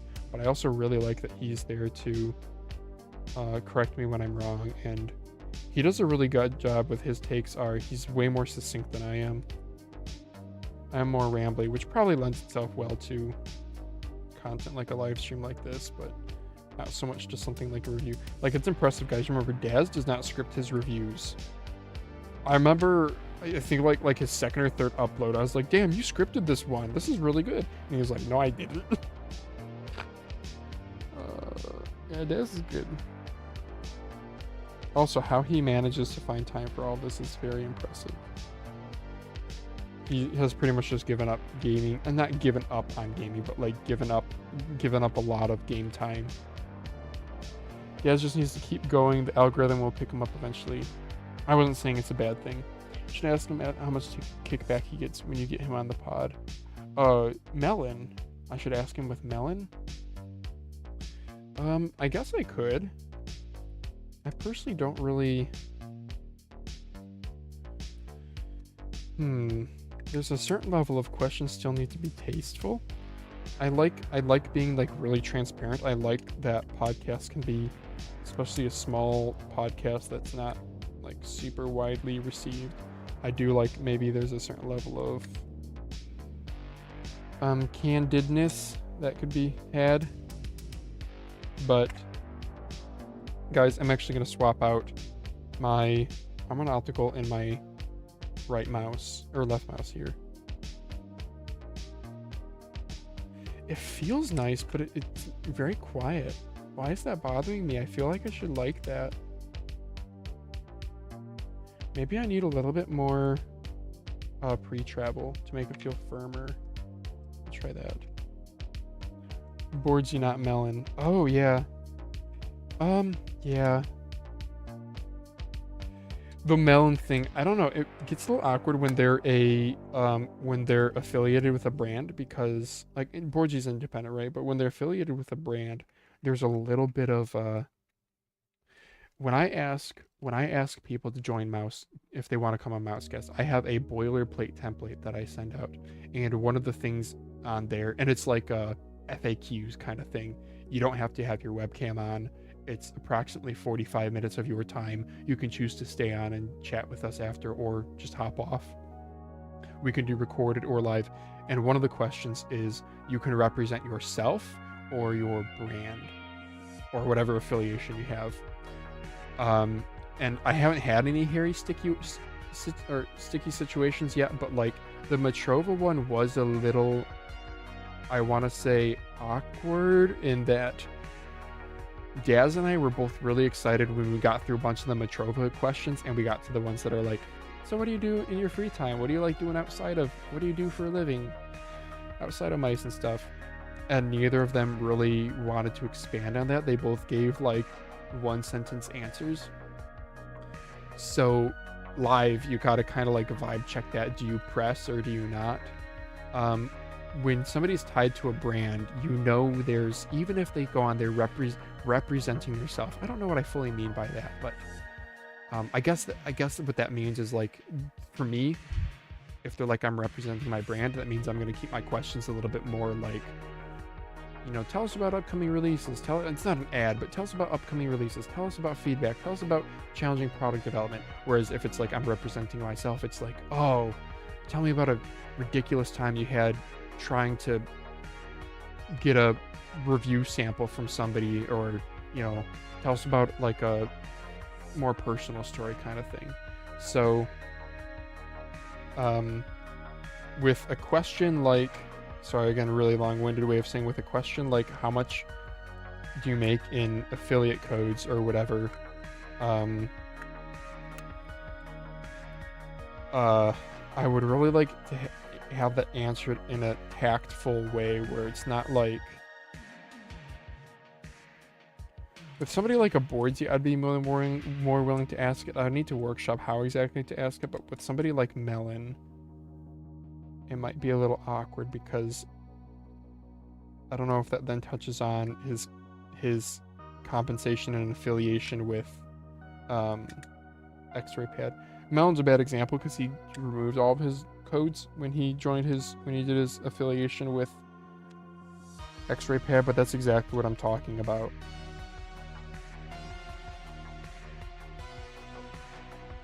Yeah, whatever, I'll keep that quick feel. It's just quiet, but yeah.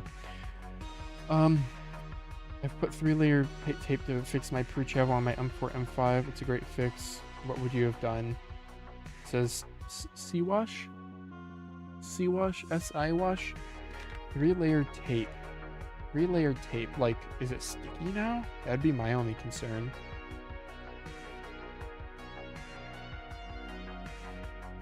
What would you have done? I don't know. For mouse 4 or mouse 5, yeah, I mean tape, shims, hot glue, whatever works, especially for switches that don't, matter as much.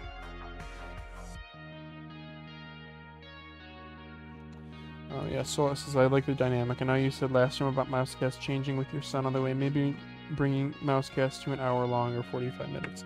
Yeah, that's another thought. Definitely can shorten it up.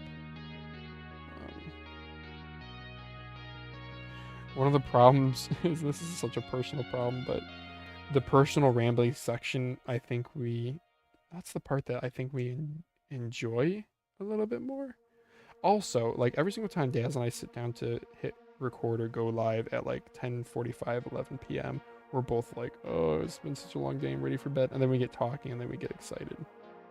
So once the train starts going, it's harder to stop. But yeah, definitely shortening episodes is something that is on the mind. But yeah, I'm not going to announce anything.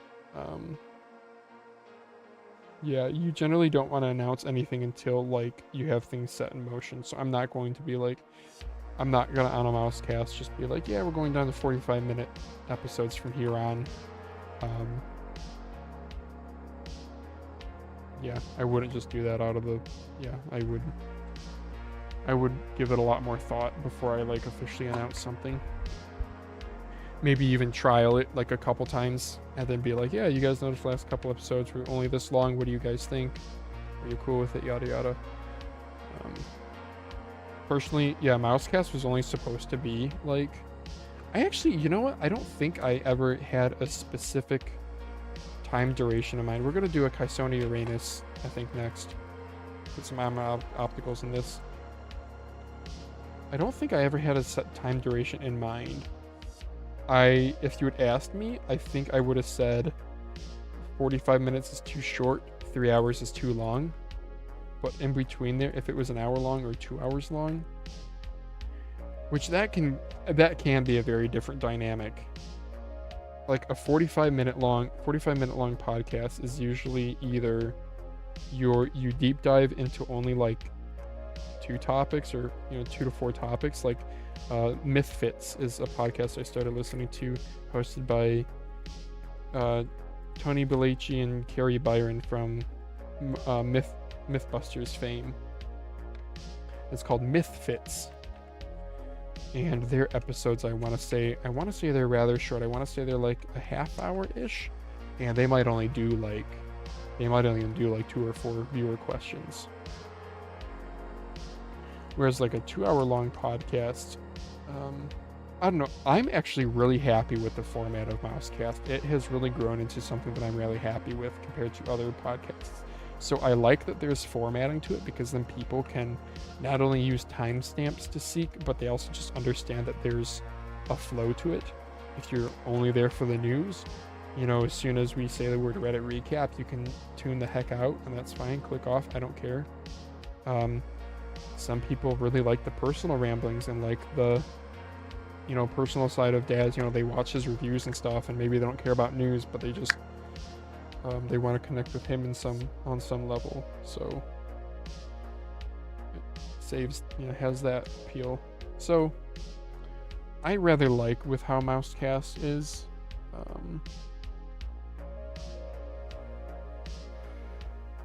Yeah, I get what you mean, Sola. I know you weren't being critical of the time duration. I'm just giving like I'm kind of just word vomiting my thoughts right now. The thing is too, like right now, I'm a normal person just like you guys. I have a day job, I have obligations, I have family, I have friends. I have, things that break around the house. I have a car that breaks down. I have a lawn that needs to be mowed. So, I mean, yeah, sometimes I'm sitting on the toilet thinking about Mousecast things, but really these live streams are a big place where I do a lot of that thinking. You guys saw me add a topic to the doc just now. So, not a whole lot of rocket science behind it. If you guys want to go start up your own Mousecast podcast, go right ahead. Choose a different name, please. You know what's funny is on Twitter, I retweeted something. There's apparently back in 2021, there were like 2 dudes who were going to start a Mousecast podcast about gaming peripherals just like this one.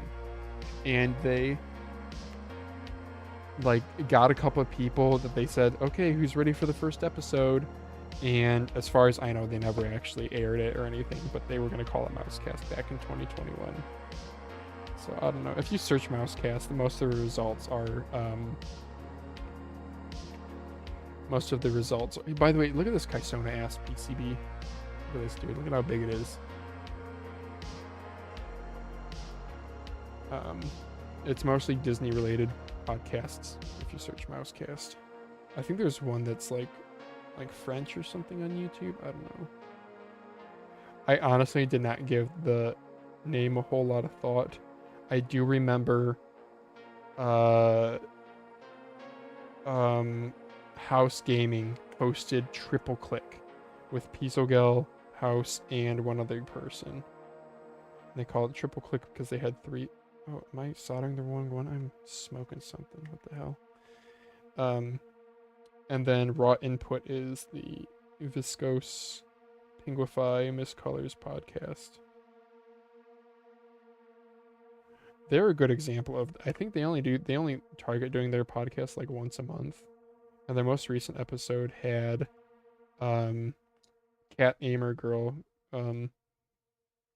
Riley CS on it. So that's pretty cool. And actually Riley like hosted it. It was actually pretty cool. I didn't watch the whole thing. But I need to finish it when I start work again next week.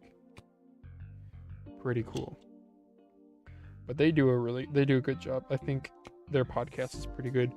Pinguify is really chill and easy to listen to. Viscose is incredibly knowledgeable, and you can tell that she kind of talks like a writer. She like has to write her own YouTube videos, and she kind of talks that way too. It's a logical this, then this, then this approach, which I find very refreshing. And then Miss Colors is kind of the comedic relief / says the quiet, not afraid to say the quiet part out loud person. She's really fun. So they have a very good dynamic. So Mousecast, I already knew I was going to do mouse news because that's something that just interests me. And it was mainly playing on the mouse review name. You try to think of all these creative ideas, and at the end of the day, the like biggest community, at least here in the US, is literally just r/mouse review. So I was like, r/mousecast. I don't actually have a subreddit. You guys can make a subreddit if you want. I'm not going to. I think the Discord is really the place to discuss things, and even then, it's not all that. Like we get like 4 comments an episode. That's not fair. You guys are the ones who actually comment. Mousecast is a great name, though. Their voice are soothing. Yeah, they all have good quality mics. They all have good setups, and they're all like local to each other too, which is like really cool. Yeah, they do a fantastic job. I'm in the Raw Input Discord, not active or anything in there, but I get the pings for the episodes. Oh, look at those icicles, huh?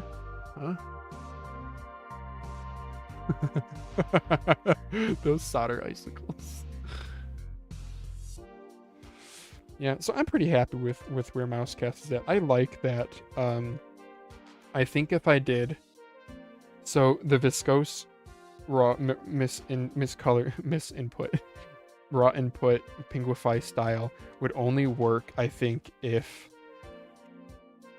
so they're okay. First of all, when you have a 3-person podcast, when you have a podcast that's more informal like theirs, you kind of need 3 people, especially with somebody like Pinguify, who's a little bit more, he more so responds to things rather than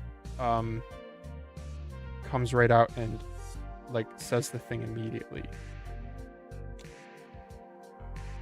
Right, so you can, that's kind of like the dynamic that Daz and I have. It's I mean, I'm not saying he doesn't do this, but it's probably more common that I'm the first one to assert the opinion, and then he's the one to then follow up. So with a 2-person podcast, if all you do is personal rambling type stuff, there can be a lot of dead air. Or just 2 people agree with each other, and then that just kills the topic because you're like, okay, we both agree. Okay, all right, now what? But a 3-person podcast, I think you can get away with. Sorry, I'm rambling.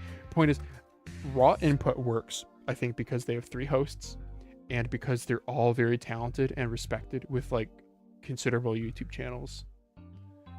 Mousecast couldn't be that. I couldn't just talk for 2 hours and have people actually listen. I think I need substance, which is the news, which is Reddit recap. So that's where the focus of the show is.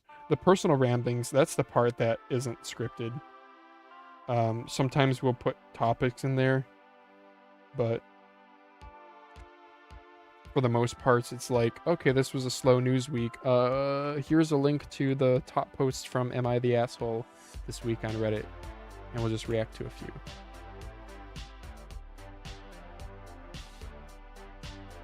Or like the baby announcement. Do you ever think of soldering pins on? What? Soldering pins on?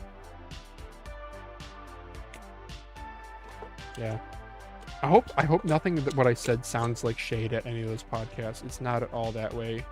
Not at all that way. I've never talked to Viscose or Pinguify. Although I did have somebody named Pinguify message message me on eBay. But not located in Australia, so not the right Pinguify. The logo is good, don't change it. Oh, I remember you and Daz talking about it. Yeah, it was AI generated. Both Daz's and mine. We did Mousecast first. Because remember, Daz, before he started his channel, he was on Mousecast. And then after doing that a couple times, he was like, you know, this on-camera thing I can do.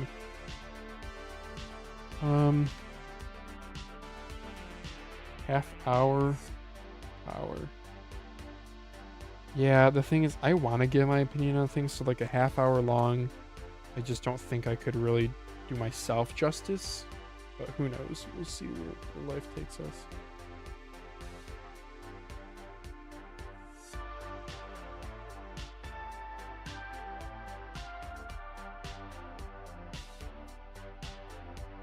Okay. Left mouse, right mouse. Boom. Sorry for the dead air there. I was listening to my beautiful switches and picking the right one. Need a water break here. I can actually use my mic mute too.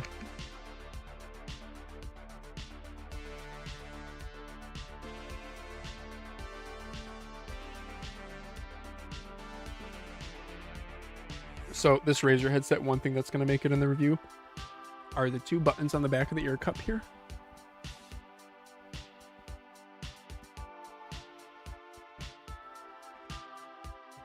Focuses, jeez.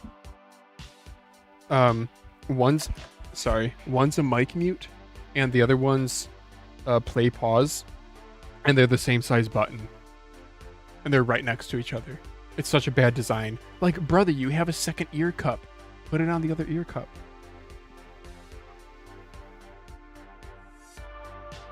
I guess I could in Synapse. I probably could. Well, who knows at Synapse. I was going to say maybe I could bind it so that it does nothing. The mute button does nothing. But the mute button, it's a press to mute, hold to power on, power off.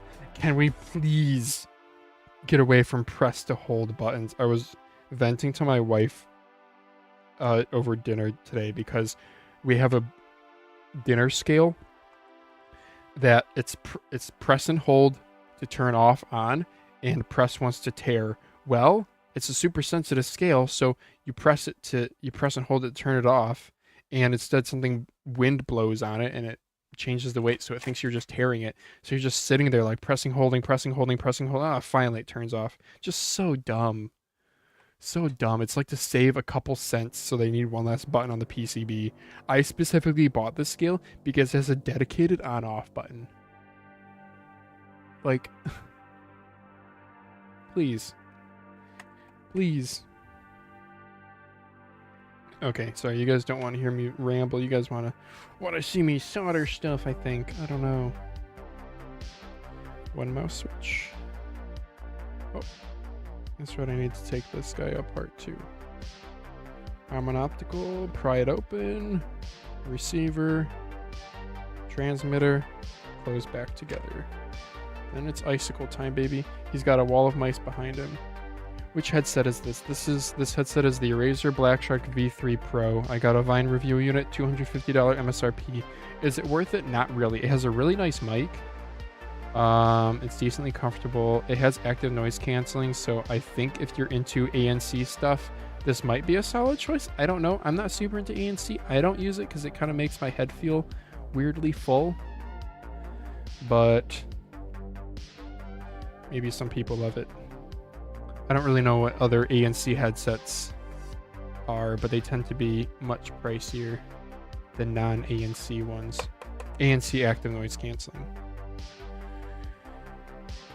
Yeah, the main thing is that this just has a really nice mic and it's wireless. So before I was having to use that Fine microphone, that white microphone overhead, and it sounded not as good because I had to have it far away.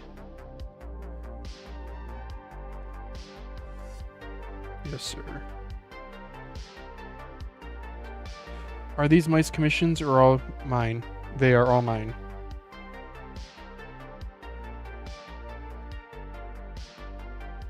No, I've commissioned very, very few mice. I don't think it really makes sense. I don't know.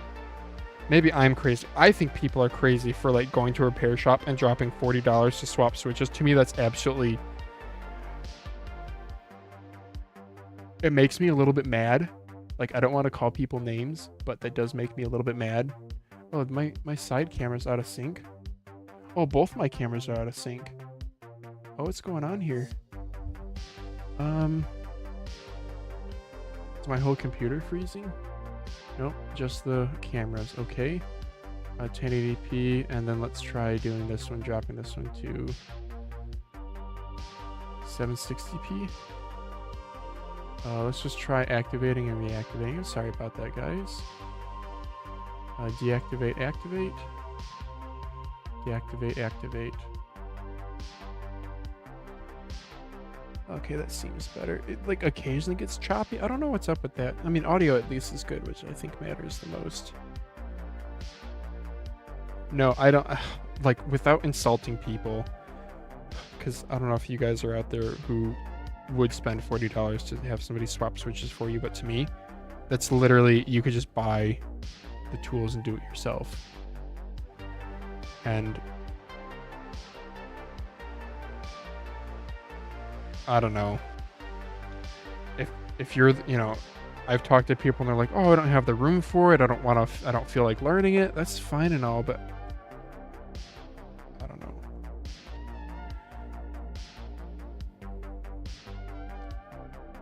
Just buy the stuff, learn the skill.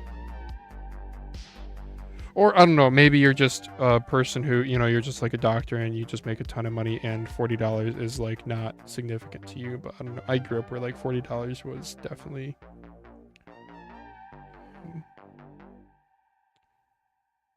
would affect my decision making.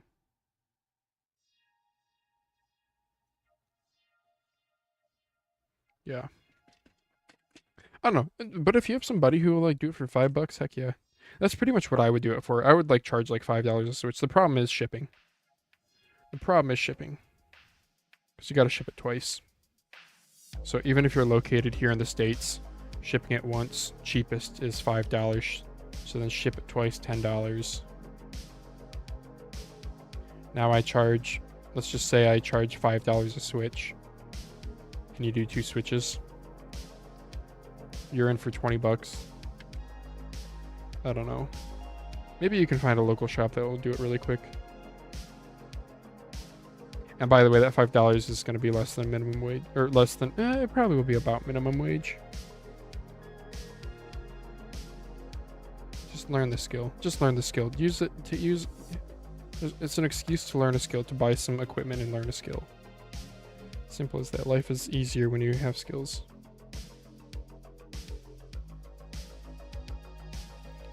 Let's see, how's my battery doing here?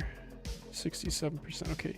Don't get me started on repairs pricing. What mouse do you main right now? I don't really have a main. I swap stuff too often, but I did. Somebody asked a similar question earlier in the stream, and I said I really like WL mouse, Beastex, and Strider. So like, if I could only use those two mice for the rest of my life, I'd be pretty happy with a Beastex and a Strider. But also another awesome large mouse is the, like, I guess I could say like what mice do I have the most time on? That's a better question. That's a better question to ask a reviewer. Okay? You guys remember that. Don't ask a reviewer what their main is. Ask them what mice do you have the most time on. Because that's the thing. What doesn't leave our desk is a testament to that product's quality or whatever. So for me at work, the mice I have the most time on, ATK X1 and a Pulsar X2H. Size 2. Acid rewind colorway. But I have wireless interference problems on the X2H at work. So, but I love that. Love that shape. When there's the crazy light coming out, which by the way, that was leaked. There's FCC listings for it. When that comes out, I'm going to be a happy boy. Don't think I'll pay full price for one. Ugh, sure would like to though. So my only beef with the X2H is the weight and the weight and the lack of a coating. But if it's like the X2 Crazy Light where we get a very nice weight and very nice coating, then heck yeah. Problem is the Crazy Light's going to be size 1. That's what's a bummer. I'd really like a size 2. Yeah, I aim well with the size 1, but size 2 is more comfy for office use. $40 will feed my family for 4 days. $10 a day for multiple people? That's kind of insane if you're able to pull that off, but kudos. For me, rarely the service isn't the deal breaker, but shipping the mouse to the shop is expensive. Yeah, exactly. You have to look at the total cost. And it's frustrating because the shop is like, I don't want to be a jerk and charge you, you know, I would like to only charge you a reasonable price, but I'm sorry, I'm not. Shipping is not money that that the repair person sees. Yeah. Yeah, if there's like local shops, maybe it's worthwhile, but somebody, there was that top mouse review post, I think today, where he was like, I couldn't find somebody locally to fix my GPX Superlight, so I did it myself. Yeah, there needs to be more of that mentality. And if you screw things up, like, that's okay. Right? You know, first of all, I literally, when I was getting into soldering, I literally had old mice from a thrift store. And you desolder the switches, desolder the encoder, desolder the sensor, desolder the resistors on it, desolder everything, and just learn.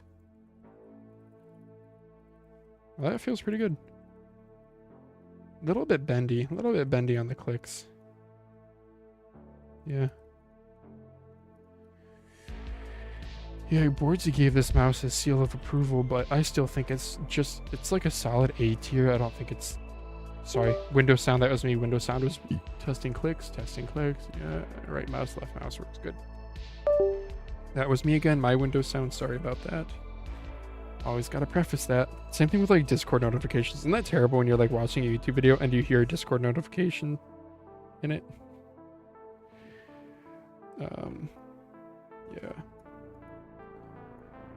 I don't know. I also don't want to be like, I've had this discussion many times. How do I tell people to like just freaking buy a soldering iron and figure it out without just sounding like an elitist asshole who's like, well, it's easy for me, it'll be easy for you. I guess the thing is, I want to instill the idea that too much of our life, there's too many people scared to do things. There's too many people scared and living in anxiety, not wanting to try things, not wanting to adventure.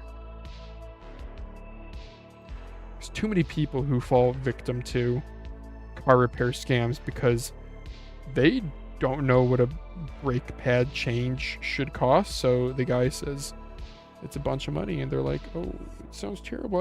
And you know, they fear monger and say, oh, well, you want your brakes to work, don't you?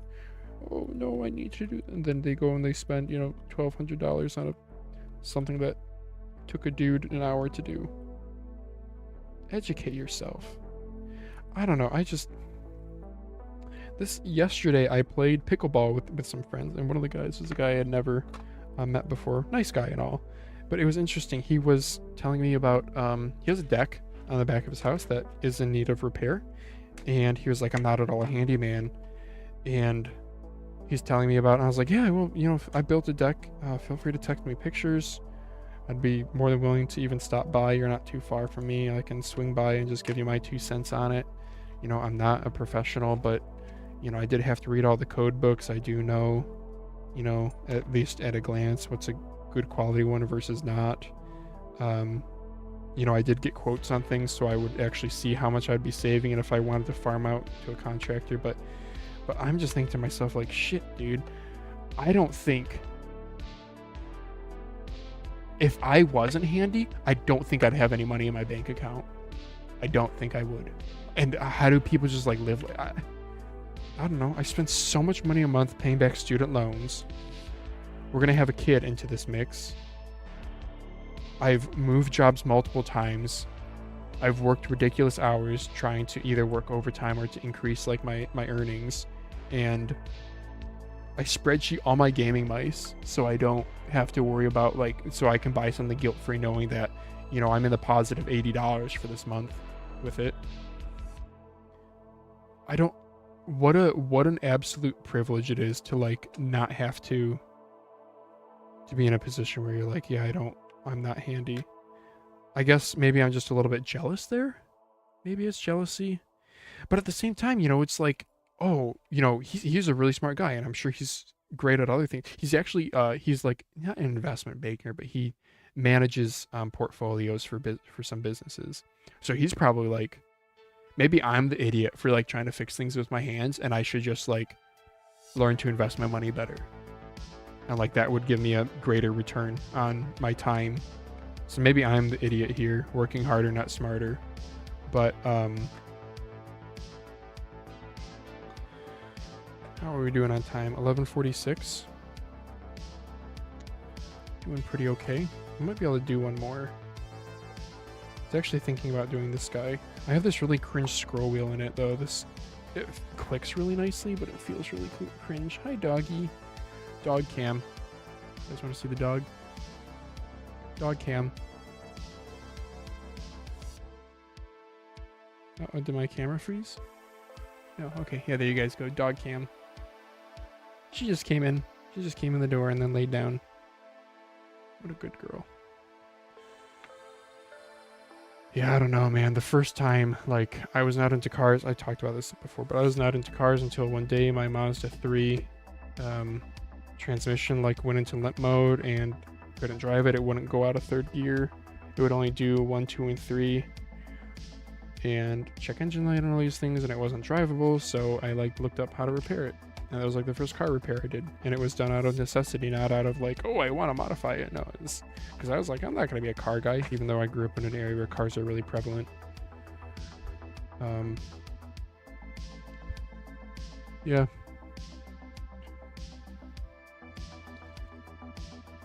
Yeah, I guess I could put armor opticals in this guy, too. I love this mouse. It's like an amazing shape, but a kind of cheap execution of it.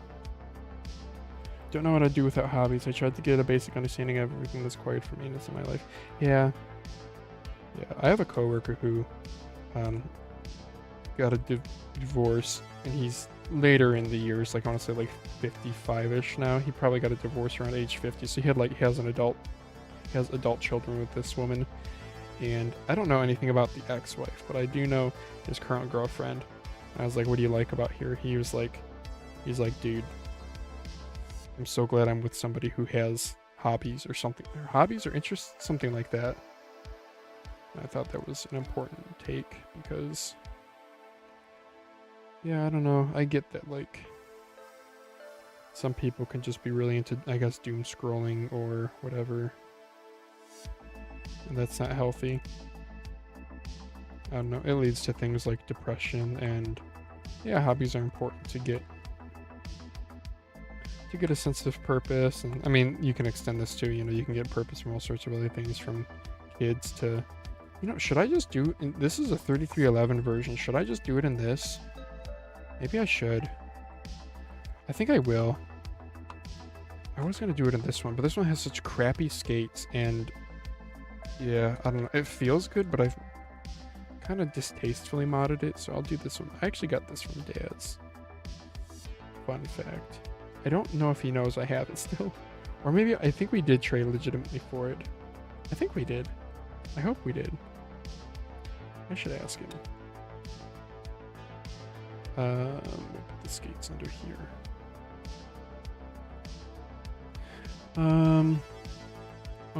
My mechanic goes by the book. I bring parts, though. Yeah, sure. I mean, make it work for you. Like, that's the thing. I don't want to sound like elitist, because we all have ways of living our lives, you know. But I guess the one thing that I could just, if I could sum up better what I was trying to say, it's like, don't be scared of living life. Try new things. Try to learn new skills. If you're religious or not, I think it's one thing that we can all agree on is, you know, we're on this earth to try to make our lives and the lives of the people around us better. Right? So, and one certainly easy way to do that is by gaining knowledge and spreading it. You know, knowledge is power. Whether it's, you know, I don't know, you learn how to fix a car, and then when you get that call from your mother-in-law in tears because she's on the side of the road and doesn't know how to change a flat tire, you can be like, well, you call AAA, ask for some roadside assistance. Oh, you don't have the 2 hours to wait for that. Okay, well, let me walk you through it. And kind of helping them de-stress and work through a problem that way, or, you know, if it's, you know, again, let's take a work smarter, not harder approach, and say, I should actually take pictures of this. Oh, wait a second. This is a 3395? Wait, what? I don't know this came in 3395. It has a big 400 million power battery. I'm actually going to take pictures of this one for Reddit. Wow, what a little bonus. I thought this was the 3311 version. My camera's still on? Yeah, okay. Oh, it's frozen? Main camera's frozen? Wow, you guys are very nice if you're not, okay, S7, deactivate, activate, 1080p.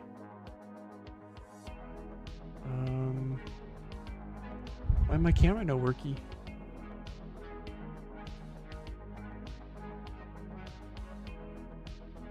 Connection will be dropped. Yes, that's fine. Okay, sorry, bear with me here, guys. My phone is frozen, I guess. Don't think it's overheating. What are we saying in chat? You went to Michigan, right? My twin brother graduated there in 2018. I did not, but yeah, it's a really good school. Okay. Okay, I think we got webcam back up. Wow, I don't know when the webcam dropped. I apologize for that, y'all. Okay, webcams. So anyway, I just took apart this AJazz 159, and it is AJazz 159P for Pro, blue. So, and this has a 3395 in it. Big PCB, not going to be the lightest weight thing. But let's take the dongle storage out. We'll desolder the prongs from the back of it. This will be the last one for the night. This actually might take me a little bit of time, but I kind of want to use this at work tomorrow now that I know that it's $33.95, so that's cool. So let's put her on the scale. Let's grab those skates back. Put those skates on the scale. 0.92 grams in skates, sure.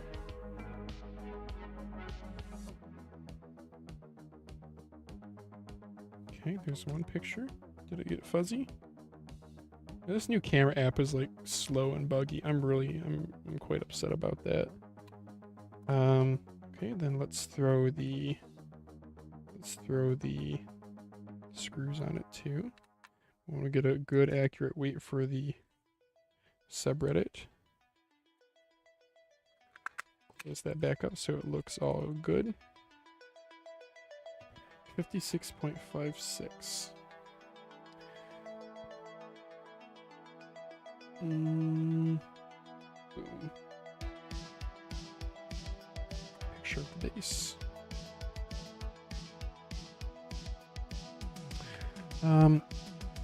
Mechanical keyboard computer is very toxic, more so than ever with Hall effects, which is being out. There's a YouTube video every week, mechanical keyboard YouTuber trashing HE. Interesting. Yeah, I mean, it's you can't really argue it's better than mechanical for competitive gaming. There are games where it doesn't matter that much. There are games where it matters a ton.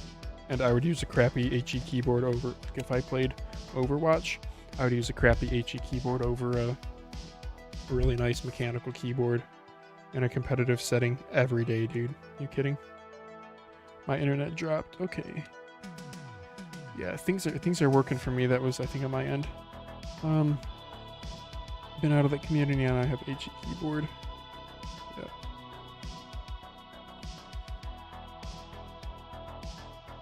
And this will be an interesting one I gotta add to the... This is a 1.25 JST 1.25 millimeter. So why don't we take this stuff off the scale, because that'll confuse people even if I were to tear it, which is very fair. Take these screws, we don't need those.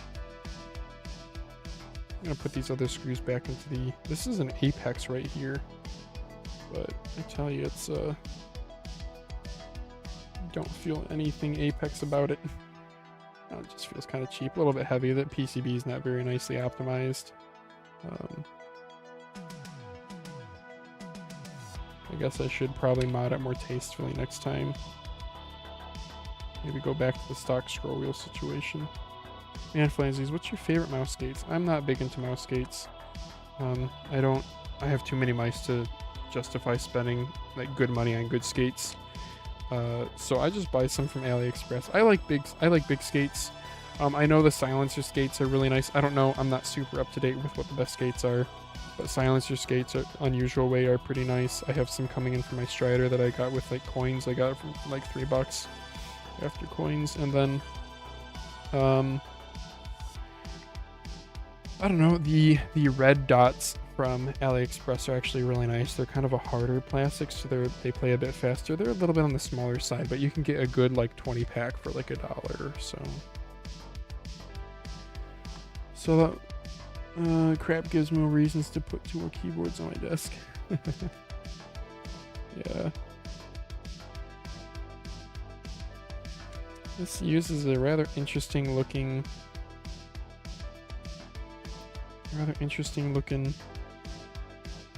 this is a 9mm encoder. Yeah, I don't know what this MCU is. XCM6855.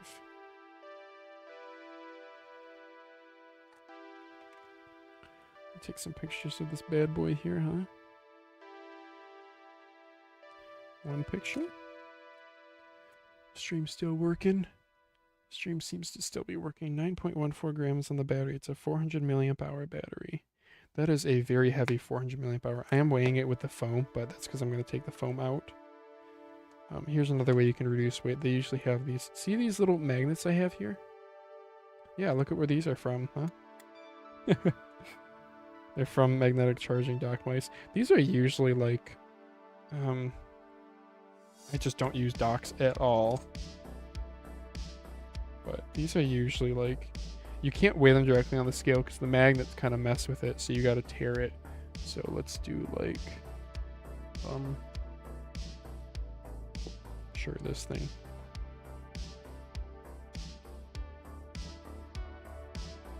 Can you guys see that?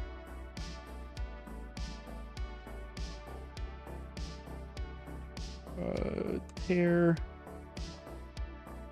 0.66 grams. Yeah, that's worth it to take that out. They're usually just super glued in.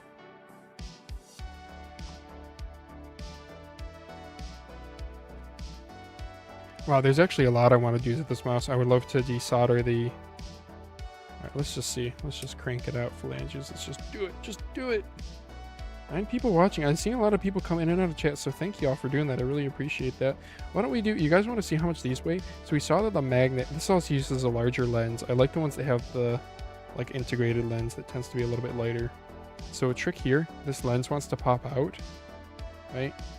Sorry, am I off camera? No, I'm not. Yeah, so the lens wants to pop out, right? But there's these little clear prongs on it. So you can actually melt those down. I'll take my soldering iron and I'll just melt that down flat.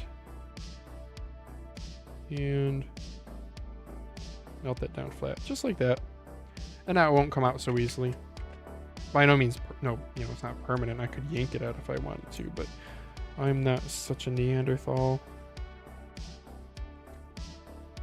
Neanderthals in chat are like, hey, why did you say that? That hurts. We're in such a golden age of tech. Gotta love it. Yeah, I know. I say that about mice. I think people will never be satisfied, which is fine, but I really think we are in a golden age. And by golden age, I mean, like, I think there will be consolidation. I think there will be pullback. Did you guys see that Raven mouse pads is going out of business? Shouldoge posted in the Discord. I actually need to add that to the doc.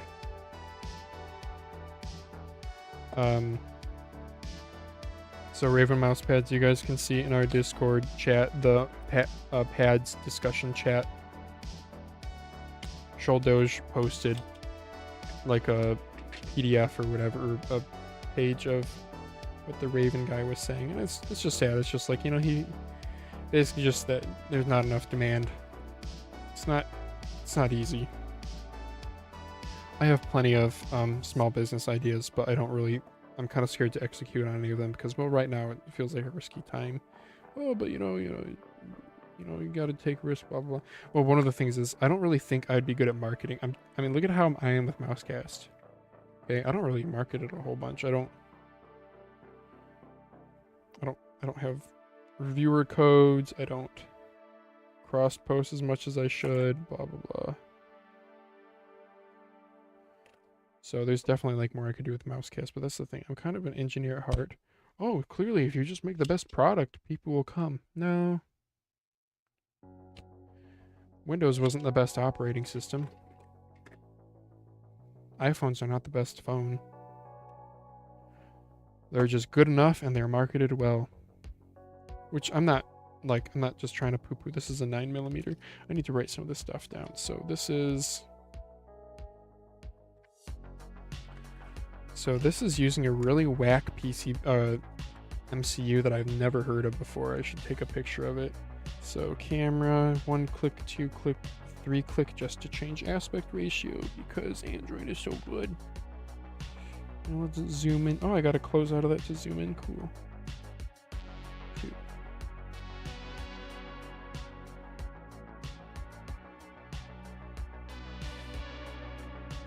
Take that picture and we'll take a picture. Maybe kind of do a top down.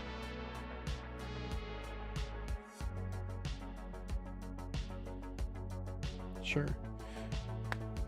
Yeah, marketing is a really strong thing, and as an engineer, you kind of like, you're so focused on like, oh, just make, you know, your role at a job is to make the best product possible, not necessarily to market it the best. I guess knowing that as a weakness is important. That's a 5. But 33.95. PCB was 11.10 grams. And I'll get the other weights later. It's a JST 1.25mm. Never heard of Raven mouth pads. Did they release anything or just pre-orders? I think it was just a pre-order. Well, at least I don't know. I haven't kept up to it, but I need to add that to the doc for us to talk about. Because Like, one of the things, so Daz gives his YouTube updates. Sorry, I'm going to sit down for a moment. Daz gives his YouTube updates every week, and one of the reasons why is because I really like that kind of gives this vibe of, you know, anyone can be a mouse reviewer, like, pick up your webcam and start talking. I like there's that kind of personal story to it. Plus, you know, his YouTube channel brings in, like, at least a third of the viewership, so there's that. But stupid Google app needs to Raven mouse pads out of business. But yeah, I think people, it's good to have a can-do attitude, but you also have to be real with yourself. It's not easy. You know, this dude who did Raven mouse pads, he probably is out, you know, $5,000-$10,000. He said the original order was for 1,000 pre-orders, and they only got 80. So luckily the supplier let him reduce his minimum order quantity down to 500, and then they let him reduce it again to 200, which that's really nice. Because I know a lot of places would just be like, yeah, minimum order quantity, there you go. Nope, take it or leave it. That's the contract you signed. So this is actually gonna be kind of tricky. We'll do this screwdriver with a different bit. So 200 pads. Let's see let's just assume his cost plus shipping is, I don't know. I really don't know. 25 bucks? 30 bucks? Let's say 20 bucks. Let's be nice. Times 200 pads. Yeah, you're in for 4,000 bucks. You only sell 80. His margin on them is, you know, only going to be like $10, $8, something like that. Why are there big old capacitors on this PCB, huh?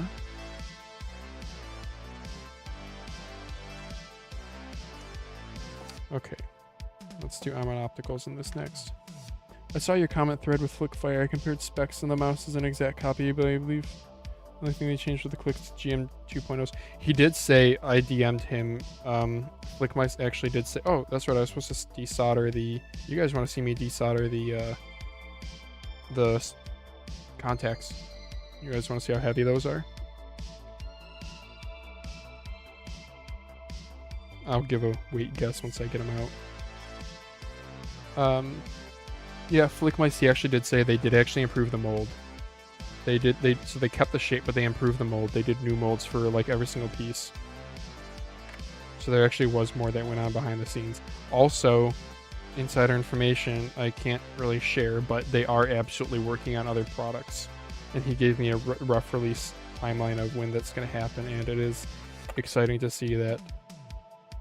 Even if the Flickfire, whatever, some stupid high margin bullcrap, at least they're reinvesting it into making something else. But I mean, just look at that. The Flickfire got so much press, whereas like, you guys want to know a good mouse that like doesn't get talked about at all? Centali S10. There's another mouse I could main forever. Centali S10. I love mine. Absolutely love mine. Nobody knows about it, dude. People know about the stupid Flick mouse or Flickfire. Marketing strong. Okay, I'm gonna guess both of them together. 0.6 grams. 0.69. Let's go, boys. 0.69. Oh, am I zoomed in too much? I am. 0.69. Let's go. Tear. 0.46. Well, still, take these out and the magnets, and you're losing a gram without, and it's totally reversible. I'll take it. The magnet was like 0.6, so. And I kind of want to do a new encoder in this bad boy too. Gotta find my 9mm encoder, 7mm. I'll do it on stream so you guys can actually see me sort through. I was gonna do this off stream, but I don't know, you guys want to see something happening on the camera, right? Are these my 9mm? 7mm, 7mm? Really? I have so many 7mm? Where's the 9mm boys at? Brother. I personally don't think they did any major changes to the Flickfire. Seems like a major ad campaign for the Fortnite normies just to jumpstart their business. All I'm saying, Soul is that they did say they made revisions, they made new molds.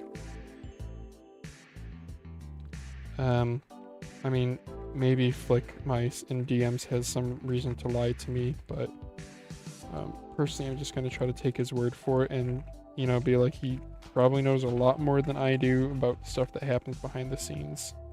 So, but they didn't, when I say mold changes, I mean, they didn't change the shape at all. But I mean, oh yeah, of course they market. I mean, is it bullcrap marketing? Oh, of course, dude. Is there a specific mouse shape that makes you better at Fortnite? No. I mean, you know, there is some like esports pseudoscience that like Zowie has done about like, this is more 7mm? Do I have like, oh no, this is the same 7s. About like, you know, Ambies, you're better at vertical movements, whereas Ergos are more stable and better at horizontal movement, blah, blah, blah. It's like maybe there's like some of that, but 9mm? Wait, are these 11 or 9? I think these are 11. Yeah, these are 11. Son of a gun, where are my 9mm encoders? Man, this is what I don't like live streaming when I don't have my stuff, because then it just gets boring for you guys, and I'm so sorry. But I bought a bunch of, I actually have a whole bunch of new encoders. These are all 11mm. Yeah, which is like the most common, to be fair. 9mm, not as common, but I need to sort through those at some point. I'll do that off stream. I guess I don't have to. I was going to do a custom sleeves, but the ship sailed when my printer died. What's the difference on encoders and millimeters? What's the difference between lower and higher numbers? It's the height. Encoder number is just height. So this PCB here you go. Here's a 9mm encoder. That's all it means. It's just the height from the PCB to the axle center line. Good question. So we need sub $30 AliExpress, $33.95. Nice again. I wish everything was priced like the MotoSpeed X6. Yeah, have you noticed the X6 price has gone up too? Isn't that weird?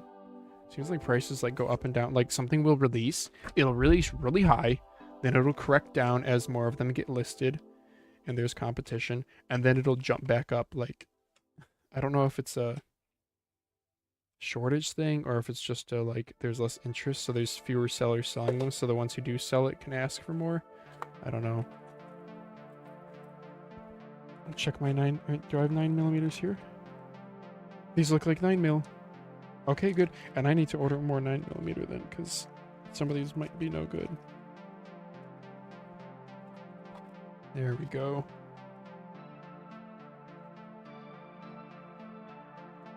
All right. Which one is nice and notchy? Here's a TTC silver. No. Helps. Ooh, that's nice. I like that one. Nope. Nope. This one. That one's good too. Okay, well, I think I got a winner already, so.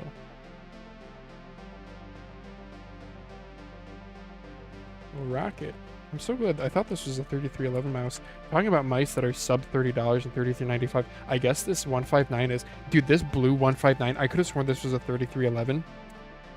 And these are like, I kid you not, like, these are like, I don't know, I want to say during the summer sale, or spring, yeah, summer sale back in June. I don't want to say these were like $16. Incredible value. I didn't know that they came at $33.95, but it's right there. MCU I've never heard of before, so that makes me a little bit hesitant about like the firmware. I only buy if I can get early bird deals now with coins on top. Dude, pretty much the same. Like, if I can't... Uh-oh. Crap. I just dropped a scroll wheel really far. Oh no. Oh no. I was trying to spin a scroll wheel because I'm such an idiot. And I think I dropped it really far. Oh boy. Oh Nova, I'm a dummy. And I'm wearing my headset too, so I can't hear where it fell. It sounded like it fell. Son of a gun. Okay, we're just gonna try to get through this here. And then I'll swap that out. Oh man. I'm trying to be entertaining for you guys. It's actually a little stressful. Live streaming isn't hard, but it definitely is like there's pressure to constantly talk and be engaging. But what we'll do is, especially with 11 people viewing at freaking midnight, you guys are insane unless you're all in Europe and like waking up. But then what are you doing, like brushing your teeth while watching this? What are you doing, dude? So encoders, you know what? I don't even bother. Stock encoders are, I don't even bother reusing them. So, am I zoomed in? No. So I cheat. I cut the support legs off. And then we're just gonna yoink it out. It's cheating, but it works. Especially if I don't plan on reusing this encoder. Which I don't, because if it's a smooth encoder, like I won't reuse it. Rather just order more helps. Maybe that's my privileged take.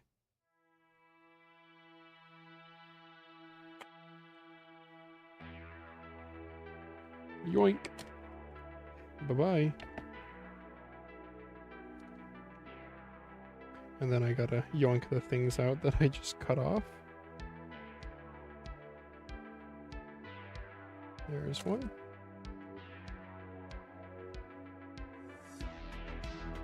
Okay, that's centered on the camera there. Okay.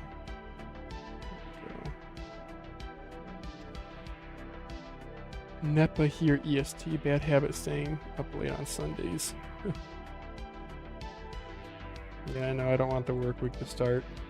I was saying in the earlier live stream though that like some people have shifted weekend schedules. My cousin is a water treatment plant operator, and his weekends are Sunday, Monday.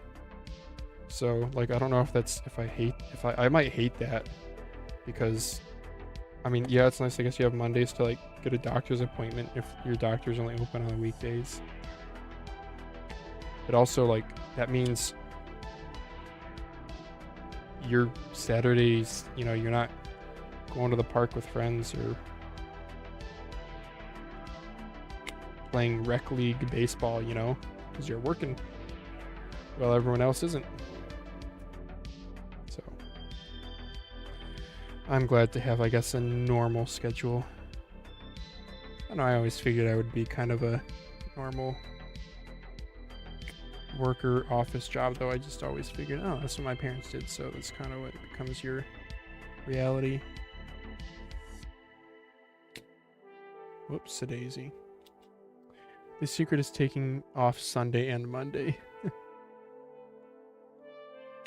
Yeah. Yeah.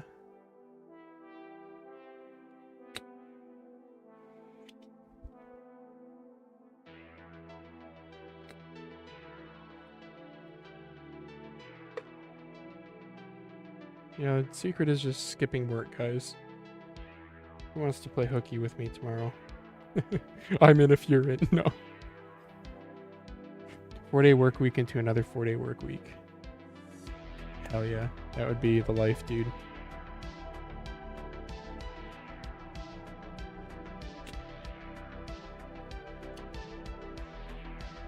Yeah, luckily, I don't know, I'm pretty fortunate. I'm an engineer, so like I guess my pay is like decent. It is funny though how like mechanical engineers are pretty much like one of the lowest paid engineering professions because there's just too many of us.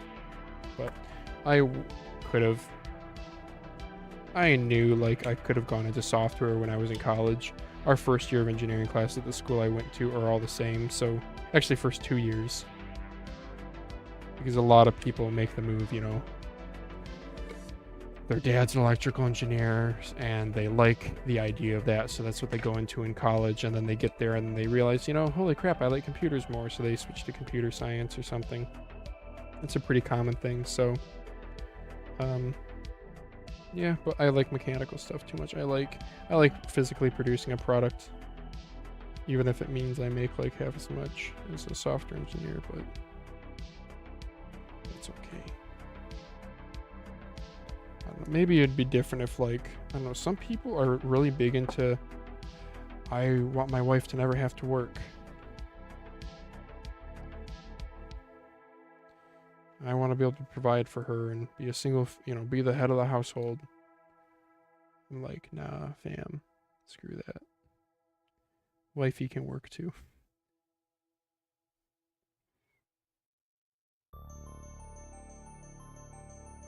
Yeah, Daz is in an interesting situation where his wife did, was it elementary ed or like early childcare was her, like early, you know, develop like preschool kind of. I forget what it is, but like makes no money. Poor woman. I mean, you know, it's what she loves though. And yeah, once they had kids, it was like, yeah, this really doesn't make sense to have you keep doing this when childcare, like now that they have 2 little ones, is like literally a second mortgage. So she stays at home. But I asked him, I was like, you think she'd go back to work? And he said that she was a little bit nervous about that. Like, yes, but also there's some apprehension there of like, you know, I don't want to say like having a gap in your resume, but it's a gap in your knowledge, gap in your, like, imagine just like how much a field can change in like 10 years, you know? I don't know. So like talking about mechanical engineering, like drafting on computers, I don't know, in 10 years time, like AutoCAD came to popularity, and this is like .com boom type of thing. So I mean, that was maybe an atypical time, but still, just it can be a challenge to, not to mention the like mental reconfiguration you're doing to your life. I don't know. I'm up with my kids. Heck yeah. Impossible this day and age was sustainable in the 70s through to the 90s. Maybe. You'd be surprised too. There's a lot of people out there who have wives who don't work. Because again, I'm friends with a lot of people who are engineers or who are later in their career. I mean, it's not the norm, but I mean, just next time you're out and about, just look at the cars around you. Cars next to you at a stoplight, and how many of those are like probably $1,500 a month car payments.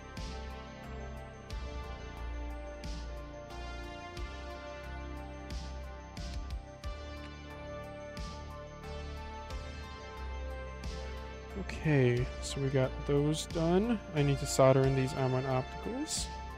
So this guy first, we do the old.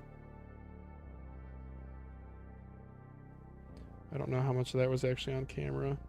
I'm not the best at remembering to zoom in and out. So that one is received. This one is transmitted. Close it up. Pop this guy back open. Receiver, transmitter, and close that back up. Put these away before I forget which ones they are. Yeah, so we're still working on this here, AJ159P, which apparently means Pro, which means $33.95, and I thought it meant P as in like poopy with $33.11, but that is not the case. By the way, my dog is still in here, but she's so dumb she closed the door on herself, so now she's locked in here. But she doesn't realize what she did, so she just has like accepted that she's stuck. I told my wife, she was like, you'll come to bed at a reasonable time tonight, right? And I was like, yeah, probably midnight. 12:23, dude. I can't believe I dropped that scroll wheel, dude.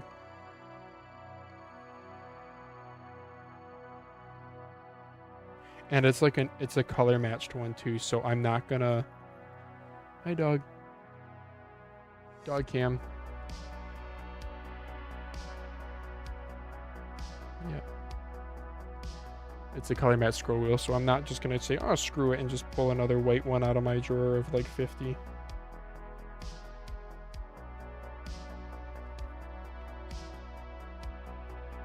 I don't know if I made that icicle big enough. Let's try one more time. You know, that's a really stubby icicle. I'm gonna just see if this works. Okay, left mouse was this one. So we'll do left mouse first. I try to always solder left switch first. It's just like a, it's just good to have some rhythm to things. So for example, when I put in my contacts, I wear glasses most of the time, but when I do like athletic things, I wear contacts. I always do my right eye first, because I have a different prescription for each eye. So just the habit of like, I don't know, let's say you get interrupted halfway through. If you have one contact in, or whatever, it's just help. I guess I can't think of a good example of how that helps, but it does. Just being regular with like your procedure of doing something. Yeah, there's like a, I don't know, we like to complain about how life has maybe too much order, we need more freedom and blah, blah, blah, but there's a certain beauty to order. Just little things like charging docks for mice, for example. Even if you don't like one for charging, it's just a good place to like put your mouse, so it like keeps your desk clean.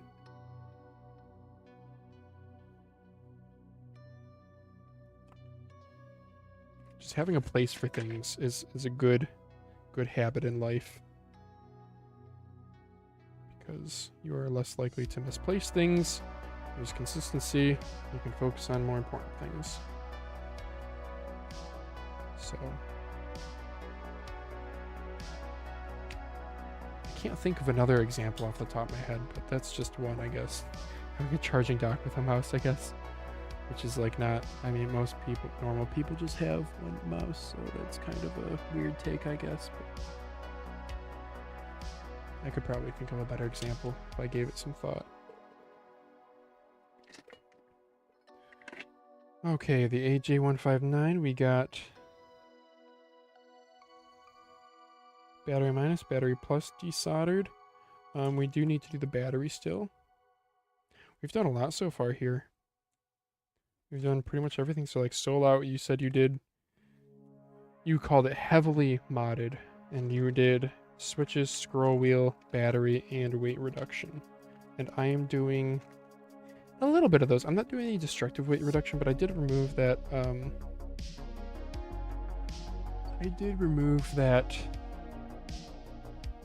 magnet and the charging pucks. AJ159 Hero 3395.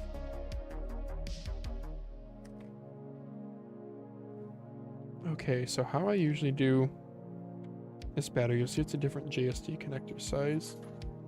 So is my window all the way open? It's a little toasty in here. So how I usually do the battery connector, so I'll try to zoom in on this for you guys, is I just de-pin them, and I'm actually not even going to cut them. I'm just going to solder to the pins. Just save myself a few minutes of time.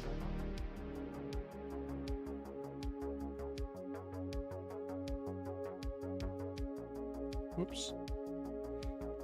Sorry if my head blocks some of this. I want to actually see what I'm doing. There is one.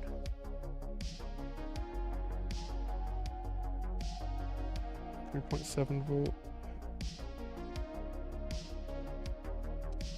I heard a while back somebody said that we shouldn't talk about batteries in terms of milliamp hours, but in terms of watt hours. Can somebody explain that to me?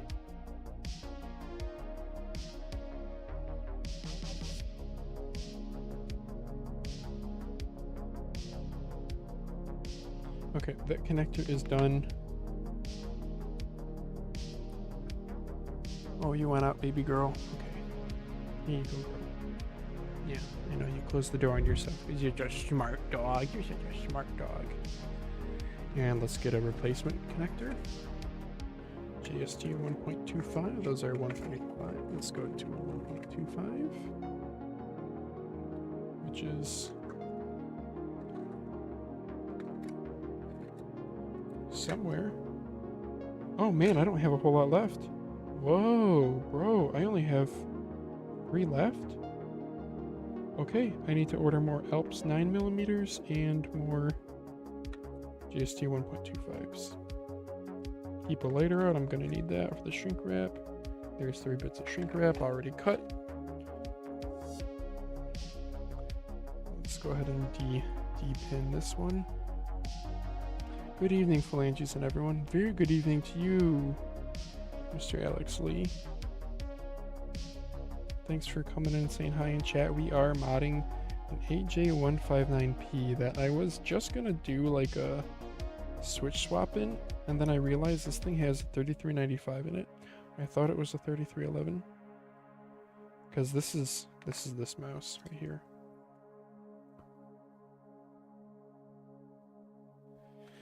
I got it from Daz. I thought it was because these went on, I want to say during the summer sale for like sub $20. So I thought they were 3311, but you open it up and sure enough, it's a 3395, my guy.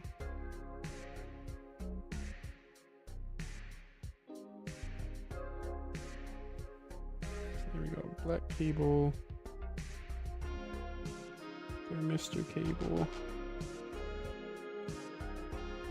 and positive.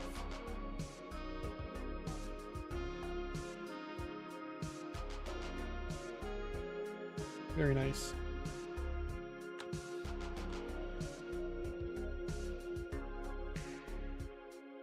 Zoom out here and do some soldering.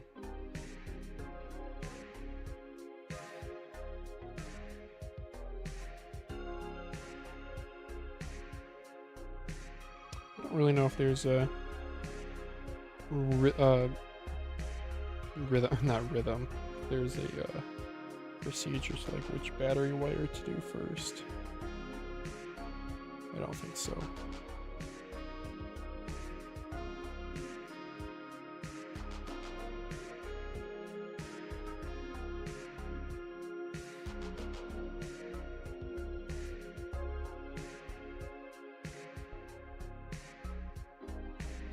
Okay, sure, that should work.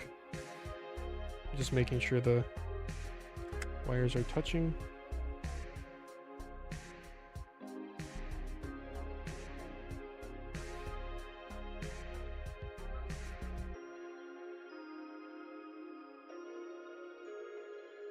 Sure, that looked pretty good soldered.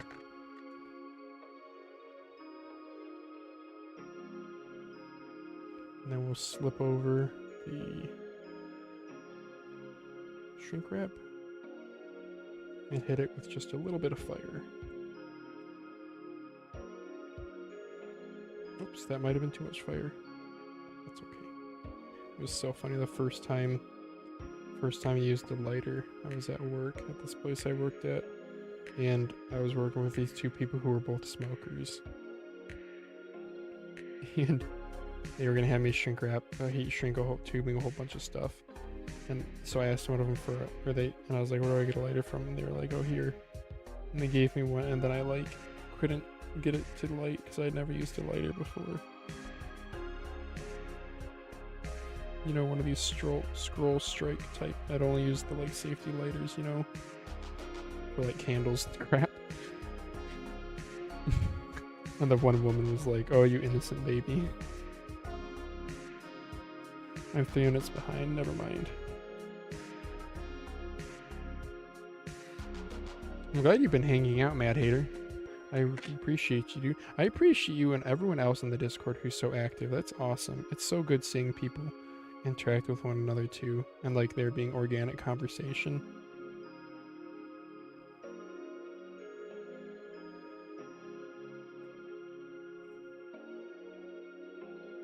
I think we got a good community. I do.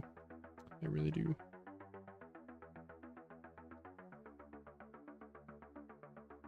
And it's because of you guys. You guys are that community.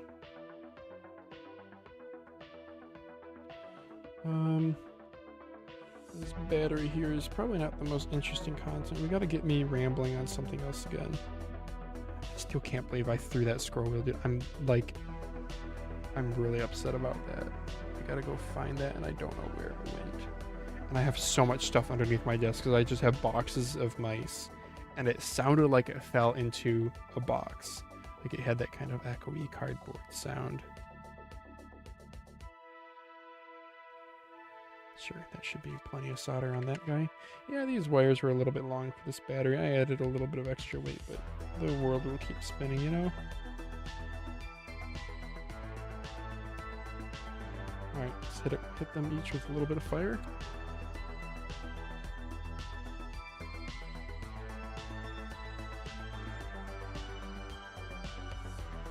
Cool, that ought to do it. And then let's match the same pinout. So we were doing red thermistor black RTB. I'll write that down too. Okay, RTB, here we go. Zoom in this too if you guys care at all. Oh, what did my dog grab? What are you chewing on, dog? Hang on. Oh, dog. Nova. Here's what my dog was chewing on. My clamp that I was using for my webcam earlier. Dog. This one's mine. Do I have to kick you out? I'm just gonna be interested and start chewing on other stuff now.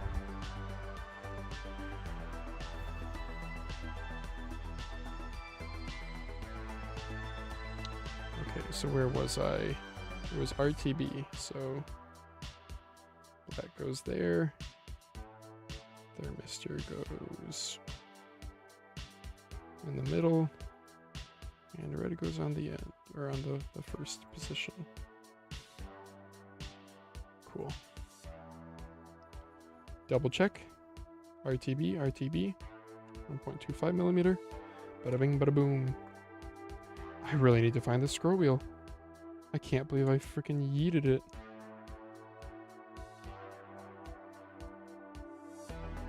I cannot believe myself.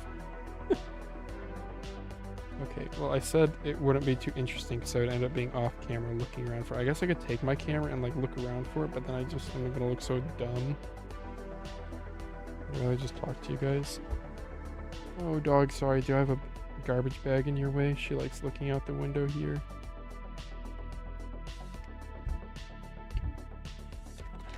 Sorry about that, dog. There you go. Now you can look out your window. But it's nighttime, there's nothing to look at. I don't know, maybe they have better vision than us in the dark. I'm pretty sure she does. Because sometimes I've played with her at night. Seems better than mine. I don't know, they have interesting vision, I guess, dogs. When I wake up in the morning, like, you know how we're like blinded by light after being asleep for so long? She just seems like A-okay. Yes, they do. I got denogonizer into 3D printing. Oh, that's cool, dude. Really? I feel like you, Mad Hater, and denogonizer, I feel like you guys are the two dads of the Discord server. I also like that you post in off topic. You'll be like, I replaced my pool pump this weekend. I like that.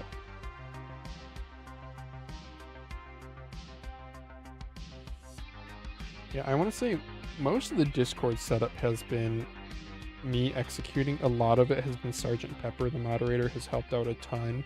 He seems very knowledgeable. Yeah. Gaz has helped a little bit here and there too. More so just input, though. So like the off-topic discussion, I think that was one thing that I wanted. AJ159P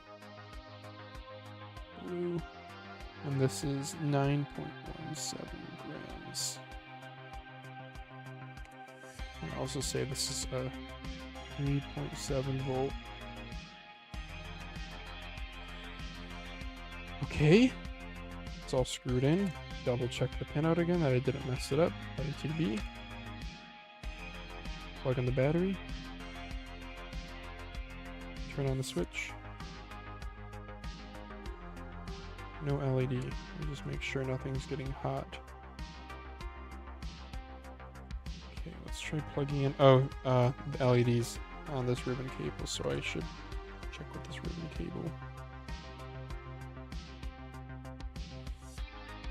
Sorry if this is off camera. I'm trying to use my tum-tum to help me. Oh, and I messed that up. There we go. Okay, try that again. Power button. Yes, green LED. Beautiful. Okay. So I'm thinking battery is just going to go back there. I could change the center of gravity a bit more forward biased and put it up here. What are we thinking, chat? Thinking more forward biased weight? I think so. On small mice, I really don't like back heavy small mice. It just feels weird.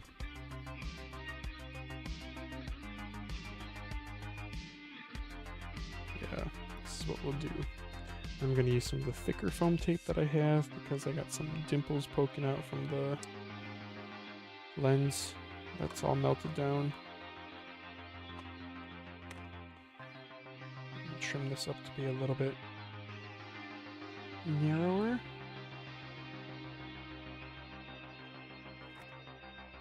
Let me stick that directly onto the sensor like so. Then we peel off the, let me get my tweezers, they make my life easier. Getting this tape off can be a real pain in the neck.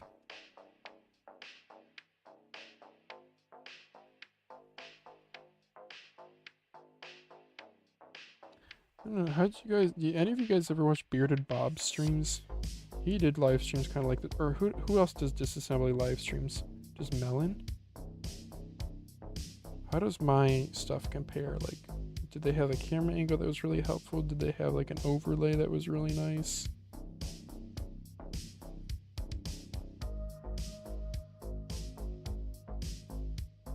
Part of me is like, maybe I need to stop asking for suggestions and just finally like, I finally have like a good stream setup where like today, I didn't even do an audio check before going live. Which is dumb, I should, because it just takes 20 seconds. And if audio's not working for some reason, it's usually like could be a significant reason. But I don't know, if there's some idea from them that can be gleaned, I'm all for it. Okay, I think the mouse is all done except for the missing scroll wheel. I've watched Bearded Bob. Huh, okay. Dude, I can't believe I yeeted this thing. Oh my gosh, I gotta find it. Oh, brother. Okay. Okay, here I go. If you guys want to see what I'm digging into,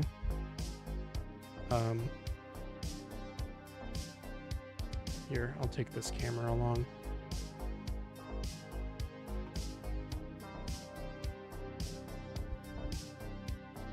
And I'm gonna mount you to, is my water bottle heavy enough? Sort of. Oh gosh, this is where I have to look. Under my desk, my messy desk. Hi dog. Hi cutie.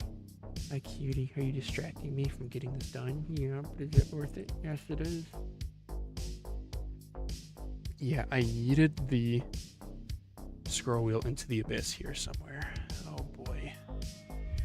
Need my phone flashlight, and it sounded like it fell pretty far.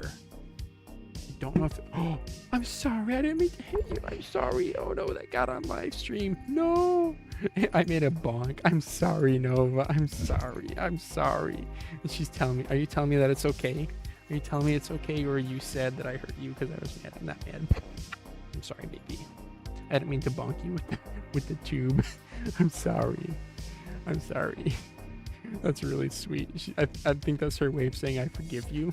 Or maybe that I didn't do anything wrong. I'm sorry. Who knows? Okay, it sounded like it fell down pretty far. Yeah. Oh, I found it. No way. Oh, that was easy. That was so much easier than I thought.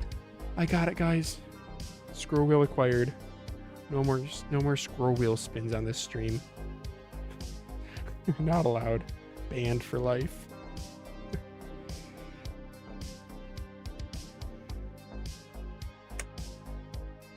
Alright, get the old webcam set back up. Clamp this bad boy back down.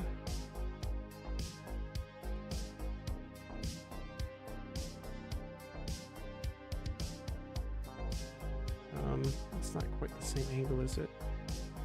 There we go, that's a bit better. Yeah, that's close enough. Yeah. Alright, scroll wheels back in action, boys.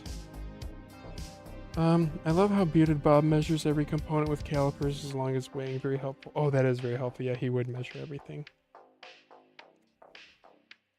Yeah, I guess I probably should do something innovative like that.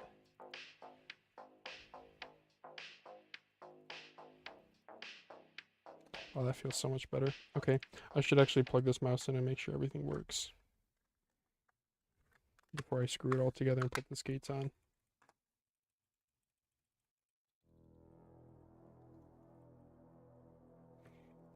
Okay. Incoming Windows sound. This is me, guys. This is not... Oh, okay, my cable doesn't freaking fit because of the... See this stupid thing? See how, like, teeny tiny that is? Okay. Okay. Yeah. Zoom out some here and... Yeah, the weighing every component, that's probably a good idea. I've used that as a reference from time to time too, especially for like the modders out there. I probably should do something like that. I think I'll just keep doing my Reddit posts if I'm being honest. I don't know if Bearded Bob is still really making content though. It's tough. But if you guys in chat ever wanted to be like, how much is the DPI button? Yeah, I'll weigh it. He had a really good, not cadence, like, I think I don't know, maybe I'm more chatty than he is, I don't know, but he had a really good recipe. Yeah, he had a really good recipe he followed and he would timestamp. Yeah, I don't know, I honestly don't want to put in that much effort if I'm being totally honest. Battery away. This connector can go in here. This can go here, and we need to test this. I need to find a USB cable that'll actually fit. Cyrox cable is too big. Oh wait, did it connect? That was mine. Sorry guys. No. Okay. What was disconnecting was my keyboard. Sorry, incoming Windows sound. This is me. This is me. Sorry, that was my Windows sound. I need that for my mic. Okay, we're gonna do it wirelessly then. Okay, sorry, another Windows sound. That's me. This is also me. Sorry, that's my Windows sound. On. Okay, sensor works. Uh-oh. My right mouse and left mouse? Right mouse, left mouse. Okay, those are working. Scroll is working. Middle mouse is working. Forward, back, forward and back. It's working. Okay, cool. Seems to be functional. Let's put her back together and get a final weight. Saw his videos go back to 11 years ago. Yeah, I know he's done stuff for a long time. He was doing, when I got into mice in like 2016, he was doing stuff. But I don't know if he still is these days. He has like 20-some thousand subscribers, which is like pretty impressive, but I don't think it was full time for him. I don't know. If I was like Mad Hatter, where I had where I didn't have a day job. Oh, then again, you taking care of the kids. Yeah, I wouldn't be able to do, I don't think I'd be able to do that level of commitment what Bearded Bob does while working full time. Like, what I do right now is, like, my wife and I haven't had a big fight about it yet. But I say yet. Because it does consume a lot of time.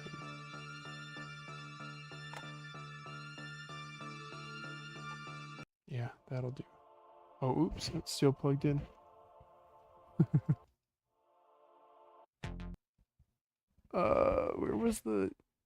Where was the music we were listening to before? Is this one free? DMC royalty free. Okay, that's good enough for me. He's been in the modding game for so long. Yeah. Again, I just don't know if he's still, I don't want to say relevant, if he's still, like, uploading.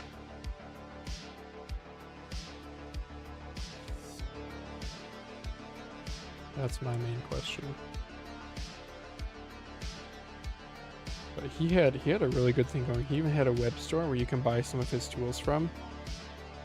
I don't know if he just did, like, drop shipping or if he was actually stocking them. Probably drop shipping.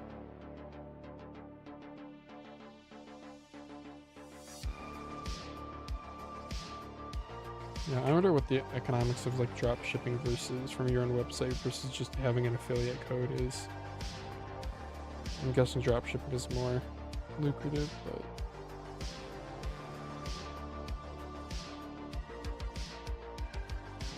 something about it feels a little bit dirty because you're, like, just, you know, I don't know, yes and no, it's like marketing, right? So it feels a little bit dirty because, like, you can definitely get the product cheaper. Like, if he lists some Dremel bit on his website, right, if he's drop shipping it, he's definitely taking a cut.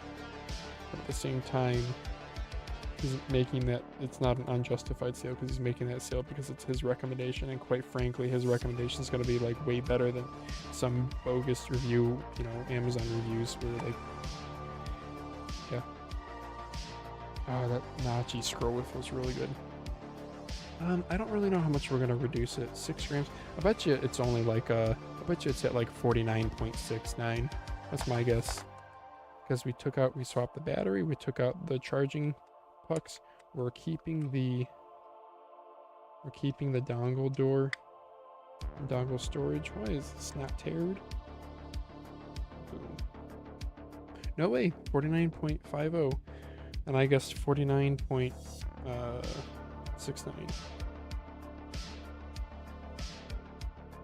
1 click, 2 click, 3 click, just to change aspect ratio. I love this update. Oh boy. And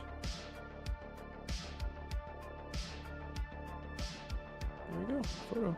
Okay. Well, I'll be posting this to r/mouse review sometime soon. 9.14 grams on the battery. Okay. I think... Oh, I will color. I will paint this real quick. The dongle has no... That was me, sorry, that was my Windows. The dongle has no markings to it, so I will paint that real quick. I need to turn off my soldering iron. That's been on for a long time. Oops.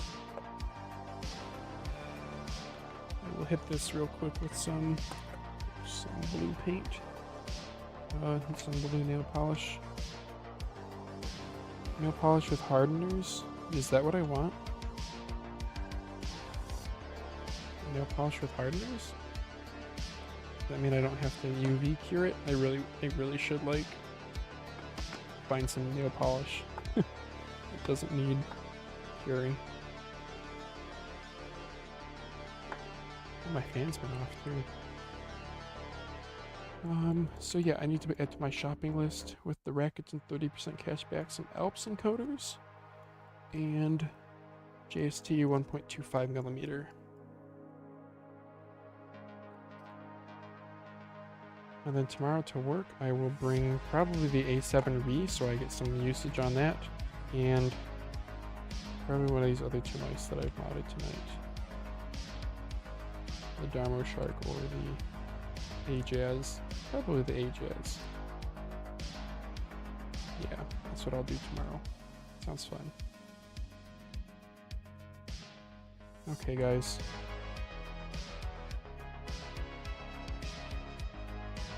I feel like I've heard this Synthwave song before, too.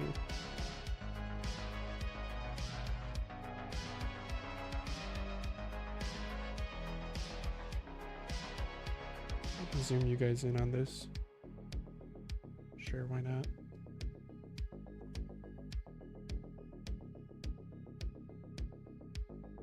Nothing too interesting, I'm just putting nail polish on a dongle.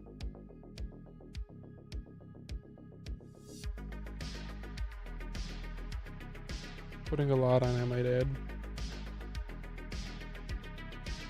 I try to paint each dongle like a little bit differently.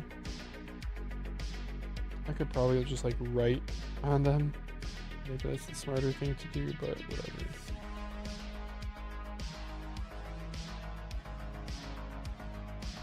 Okay.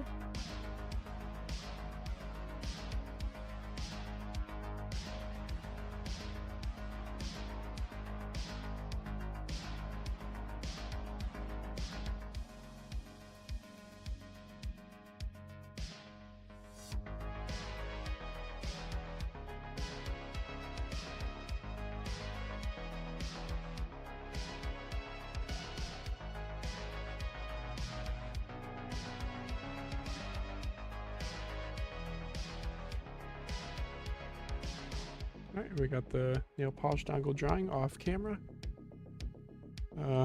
Clean up my workspace. And this is what I'll be taking to work tomorrow, I think, guys. I'll be taking these two bad boys that we modded on stream. Maybe I'll take this third one too. I usually just like taking one or two. Probably won't even get around to using the third one.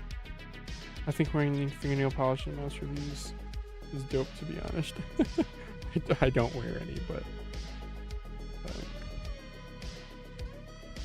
sure would be a statement piece that you could do.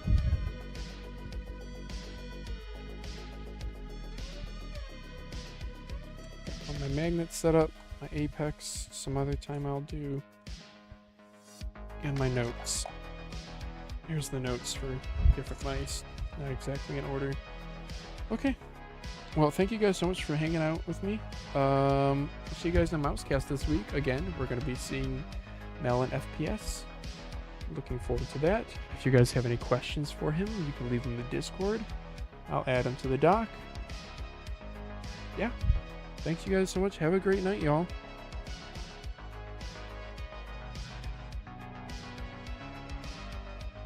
Oh, sorry. This is my Windows sound again. There we go. Okay, have a great night, y'all. See ya.